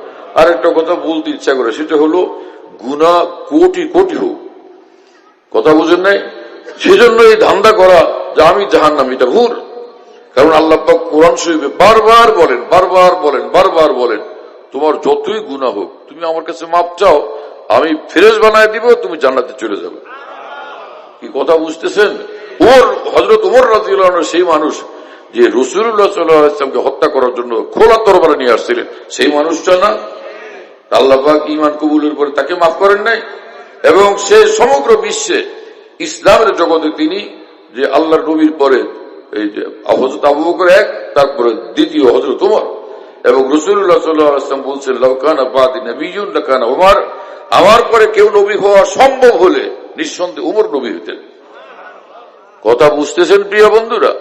তাহলে যেই মানুষটা এত ভয়ঙ্কর অপরাধ করলেন, যে আল্লাহর পরে যিনি সবচেয়ে বড়, সব নবীদের শ্রেষ্ঠ যিনি, সেই মুহাম্মদুর রাসূলুল্লাহকে হত্যা করার জন্য যিনি আসছেন, এটা কি কম বড় অপরাধ? আপনার আমার জীবনের যত বড় অপরাধ সবগুলো একত্রিত করলে হযরত ওমরের একটা অপরাধ তার চেয়ে ভারী না? আল্লাহ পাক তাকে মাফ করেন নাই, তাকে তার জন্য জান্নাতের সুসংবাদ দেন নাই রাসূলুল্লাহ সাল্লাল্লাহু আলাইহি ওয়াসাল্লাম। তাহলে কেন আমি এই কথা বলবো যে আমার এত গুনাহ, সেজন্য আল্লাহ কি আমারে দিবেন জান্নাত? এটা বোকামি, ইসলাম সম্পর্কে অজ্ঞতা, অথবা নিজের ভয়ঙ্কর দুর্বলতা এবং বেবুজ কথা। এটা কোনোভাবে করা যাবে না। এটা শয়তান খুশি হয় যে ওর এখন একটা বকা দিতে ইচ্ছা করছিল ওই শয়তানের তরফ থেকে। শয়তান তখন বলে যে ওরে দিছি সালেহকে খতম করে দিল।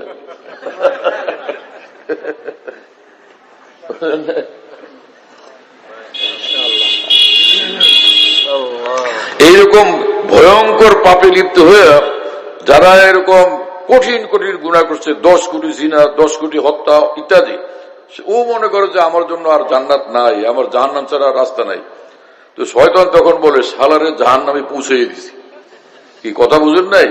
শয়তানের এরকম গালি শুনেন না, বরং যে আল্লাহ পাক বলছেন, হে আদমের সন্তান, তোমার গুনাহ যদি এই মেঘমালাকে স্পর্শ করে, গগন চুম্বীয় হয়, আর তুমি আমার কাছে বলো যে মাফ চাই, আমাকে মাফ করেন, গফারতু লাকা ওয়ালা উবালি, আমি তোমাকে মাফ করে দেব, আমি কারো ধার ধারি না, কারো পরোয়া করি না, কাউকে আমার জিজ্ঞেস করতে হয় না। আল্লাহ পাক বলেন আমি তোমাকে মাফ করে দিব, আর আমি টেনশন করি। ইসলামের এই খবরই আমাদের কাছে পৌঁছে নেয়। চলেন সকলে তওবা করবো, মাফ চাইবো আল্লাহর কাছে, ইনশাআল্লাহ ফের জান্নাতে চলে যাব। এইবার দোয়া করি না, এইরকম এক শব্দ বলছি যেটা আমি বলতে চাইছিলাম না, কিন্তু অনেকে বলবে যে এইটার মধ্যেই মজা পাবে। আস্তাগফিরুল্লাহ, আস্তাগফিরুল্লাহ, আল্লাহ তাআলা মাফ করেন। আলহামদুলিল্লাহ রাব্বিল আলামিন, ওয়াসসালাতু ওয়াসসালামু আলা সাইয়্যিদিল মুরসালিন ওয়া আলা আলিহি ওয়া আসহাবিহি আজমাইন। আল্লাহুম্মা সাল্লি আলা সাইয়্যিদিনা মাওলানা মুহাম্মদ ওয়া আলা আলি সাইয়্যিদিনা মাওলানা মুহাম্মদ ওয়া বারিক ওয়া সাল্লিম। আল্লাহুম্মা ইগফির লানা ওয়ারহামনা, আল্লাহুম্মা আফিনা ওয়া'ফু আন্না, اللهم كن لنا واجعلنا لك، اللهم كل خير لكل مسلم ومسلمة، اللهم اجعلنا هداة مهتدين غير ضالين ولا مضلين. ربنا أرنا الحق حقا وارزقنا اتباعه، وأرنا الباطل باطلا وارزقنا اجتنابه. رب اغفر وارحم وأنت خير الراحمين. اے اللہ আমাদের সকলকে মাফ করে দেন, সব গুনাহ মাফ করে দেন। আল্লাহ আমাদেরকে কামিল ঈমানওয়ালা বানায়া দেন, আল্লাহ ওয়ালা বানায়া দেন। আউলিয়া সিদ্দিকীনের মধ্যে আমাদেরকে শামিল করেন। আমাদের পরিবার পরিজন, সন্তানাদি, আপনজন, আত্মীয় স্বজন, বন্ধু বান্ধব সকলকে আল্লাহ ওয়ালা বানায়া দেন, সকলকে কামিল ঈমানওয়ালা বানায়া দেন। হক বুঝার, হক কবুল করার আমাদেরকে তৌফিক দেন। সিরাতুল মুস্তাকিমের হেদায়েত আমাদেরকে দান করেন, সকল মুসলমানকে দান করেন।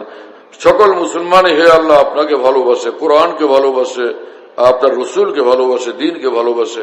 কোনোভাবে কোনো কারণে কোনো মুসলমান বিভ্রান্তির এবং ভুলের শিকার হয়ে গেছেন, আল্লাহ সব মুসলমানের স্বর ভুল বিভ্রান্তি থেকে মুক্তি দিয়া সকলকে নূরের পথে আসার তৌফিক দান করেন, হক কবুলের তৌফিক দান করেন, একদম খালেস সিরাতুল মুস্তাকিমের উপর চলার তৌফিক দান করেন। আল্লাহ আমাদেরকে মাফ করেন, সারা পৃথিবীর মুসলমানদেরকে মাফ করে দেন। আমাদের সকলের জন্য রহমতের ফয়সালা করেন, বরকতের ফয়সালা করেন। আমাদেরকে সীমাহীন নূর দান করেন, সৌভাগ্যশালীদের অন্তর্ভুক্ত আমাদেরকে করেন, জাহান্নাম থেকে আমাদেরকে নাজাত দান করেন। হে রাব্বুল আলামিন আমাদের রিজিকে বরকত দেন, হায়াতে বরকত দেন, ইলমে আমলে বরকত দান করেন। যারা ব্যবসা বাণিজ্য করেন, বিশ্বের সমস্ত মুসলমানের ব্যবসা বাণিজ্যে অকল্পনীয়, অভাবনীয়, অফুরন্ত বরকত দান করেন। সব মুসলমানের রিজিকে বরকত দান করেন। সকল মুসলমানের ঘরে ঘরে বিশ্বব্যাপী সীমাহীন রহমত, বরকত, নূর নাজিল করেন। আমাদের দেশের উপর সীমাহীন রহমত নাজিল করেন, বরকত দান করেন, নূর দান করেন। ঈমানওয়ালা, নূরওয়ালা আপনার প্রেমিকের সংখ্যা এই আমাদের দেশের মধ্যে, সারা পৃথিবীর মধ্যে ব্যাপকভাবে বাড়াইয়া দেন। আল্লাহ যারা দুষ্ট দুরাচার তাদেরকে হেদায়েত দান করেন। আল্লাহ দেশ শাসন করার জন্য এমন বান্দাদের কবুল করেন যারা দেশের জন্য, যারা দেশ সত্যিকার দেশপ্রেমিক হবে এবং দেশের মানুষের জন্য কল্যাণকামী হবে এবং ন্যায়পরায়ণ হবে, যাদের দ্বারা দেশ ধ্বংস হবে, মানুষের কষ্ট হবে, মানুষের উপর জুলুম হবে, এরকম লোকদেরকে সরকারে যাওয়া, হুকুমতে যাওয়া থেকে আপনি হেফাজত করেন। এরা যেন যাইতে না পারে। যে সকল মানুষের উপকার করবে তাদেরকে রাষ্ট্র পরিচালনার দায়িত্ব দান করেন এবং সমগ্র মুসলিম জাহানের জন্য আপনি এরকম রাষ্ট্র পরিচালক আপনি মঞ্জুর করেন। আল্লাহ আমাদের দেশের মধ্যে যত ফিতনা এবং বিশৃঙ্খলা সব আপনি দূর করে দেন। আল্লাহ সব পেরেশানি দূর করে দেন। আমাদের দেশে এক এক ইঞ্চি জমিন আপনি হেফাজত করেন। আমাদের দেশের বিরুদ্ধে, মুসলিম জাহানের বিরুদ্ধে শত্রুদের চক্রান্ত ষড়যন্ত্র আছে, আপনার কুদরতে কাহেরার দ্বারা সব চূর্ণ বিচূর্ণ করে দেন। আল্লাহ সিরিয়াকে আপনি শক্তিশালী এক ইসলামী রাষ্ট্র বানায় দেন। ফিলিস্তিনকে সুবিশাল এক ইসলামী রাষ্ট্র বানায় দেন। আল্লাহ ইসরায়েলের জালিম ইহুদিদেরকে ওদের অস্ত্রশস্ত্র দিয়ে আপনি একদম ধ্বংস করে দেন, বরবাদ করে দেন, নির্মূল করে দেন, নিশ্চিহ্ন করে দেন, চূর্ণ বিচূর্ণ করে দেন। পৃথিবীর পৃষ্ঠা থেকে ওদেরকে একদম মুছে দেন আপনি। আল্লাহ আপনার কহর গজব দিয়ে ওদেরকে একদম মুছে দেন, একদম খতম করে দেন। এই জালেমরা অনেক নিষ্ঠুর, ছোট ছোট বাচ্চাদেরকে পর্যন্ত এই জালেমরা ছাড়ে নেয়, এত জুলুম অত্যাচার করছে। আল্লাহ এই জালেমদের উপরে কোন নতুন আবাবিল পাঠায় ওদেরকে একদম ধ্বংস করে দেন, ওদের সাহায্যের রাস্তাঘাট সব বন্ধ করে দেন এবং ফিলিস্তিনের পাশে দাঁড়ানোর জন্য সমগ্র মুসলিম জাহানকে, বিশেষভাবে আরব দুনিয়াকে তৌফিক দেন এবং সমগ্র পৃথিবীর সবগুলো দেশকে তৌফিক দান করেন। দ্রুততর সে সুবিশাল এক রাষ্ট্র হিসাবে তাকে সব দেশ সম্মিলিতভাবে যেন তাকে স্বাধীন রাষ্ট্র হিসাবে স্বীকৃতি দেয়। আল্লাহ আপনার কুদরতের দ্বারা আপনি সে ব্যবস্থা করে দেন। আল্লাহ আমাদের সকলের নেক আশা পুরা করেন, মুশকিলগুলো আসান করেন। আমাদেরকে, আমাদের রোগীদেরকে, সারা বিশ্বের মুসলমান যত রোগী আছে সকলকে আপনি শিফায়ে কামিল আজর দায়েম দান করেন। আল্লাহ আমাদেরকে ইজ্জতওয়ালা জিন্দেগি দেন, জিন্দা রাখেন। আপনার মহব্বত, ভালোবাসার দিনের উপর আমল নিয়ে জিন্দা রাখেন। আর যখন দুনিয়ার থেকে উঠাবেন আপনার পছন্দ মতো জিন্দেগি দিয়া আপনার বানায় আপনি আপনার কাছে নিয়ে যান। तमाम दुआ मुनाजात के या रब्बल आलमीन আপনার বড় বড় নামের উসিলা আপনি কবুল করেন। আল্লাহুম্মা রাব্বানা তাকাব্বাল মিন্না ইন্নাকা আনতাস সামিউল আলিম ওয়া তুব আলাইনা ইন্নাকা আনতাত তাওয়াবুর রহিম। সুবহান রাব্বিকা রাব্বিল ইজ্জাতি আম্মা ইয়াসিফুন ওয়া সালামুন আলাল মুরসালিন। আলহামদুলিল্লাহি রাব্বিল আলামিন। সাল্লাল্লাহু আলা নবী।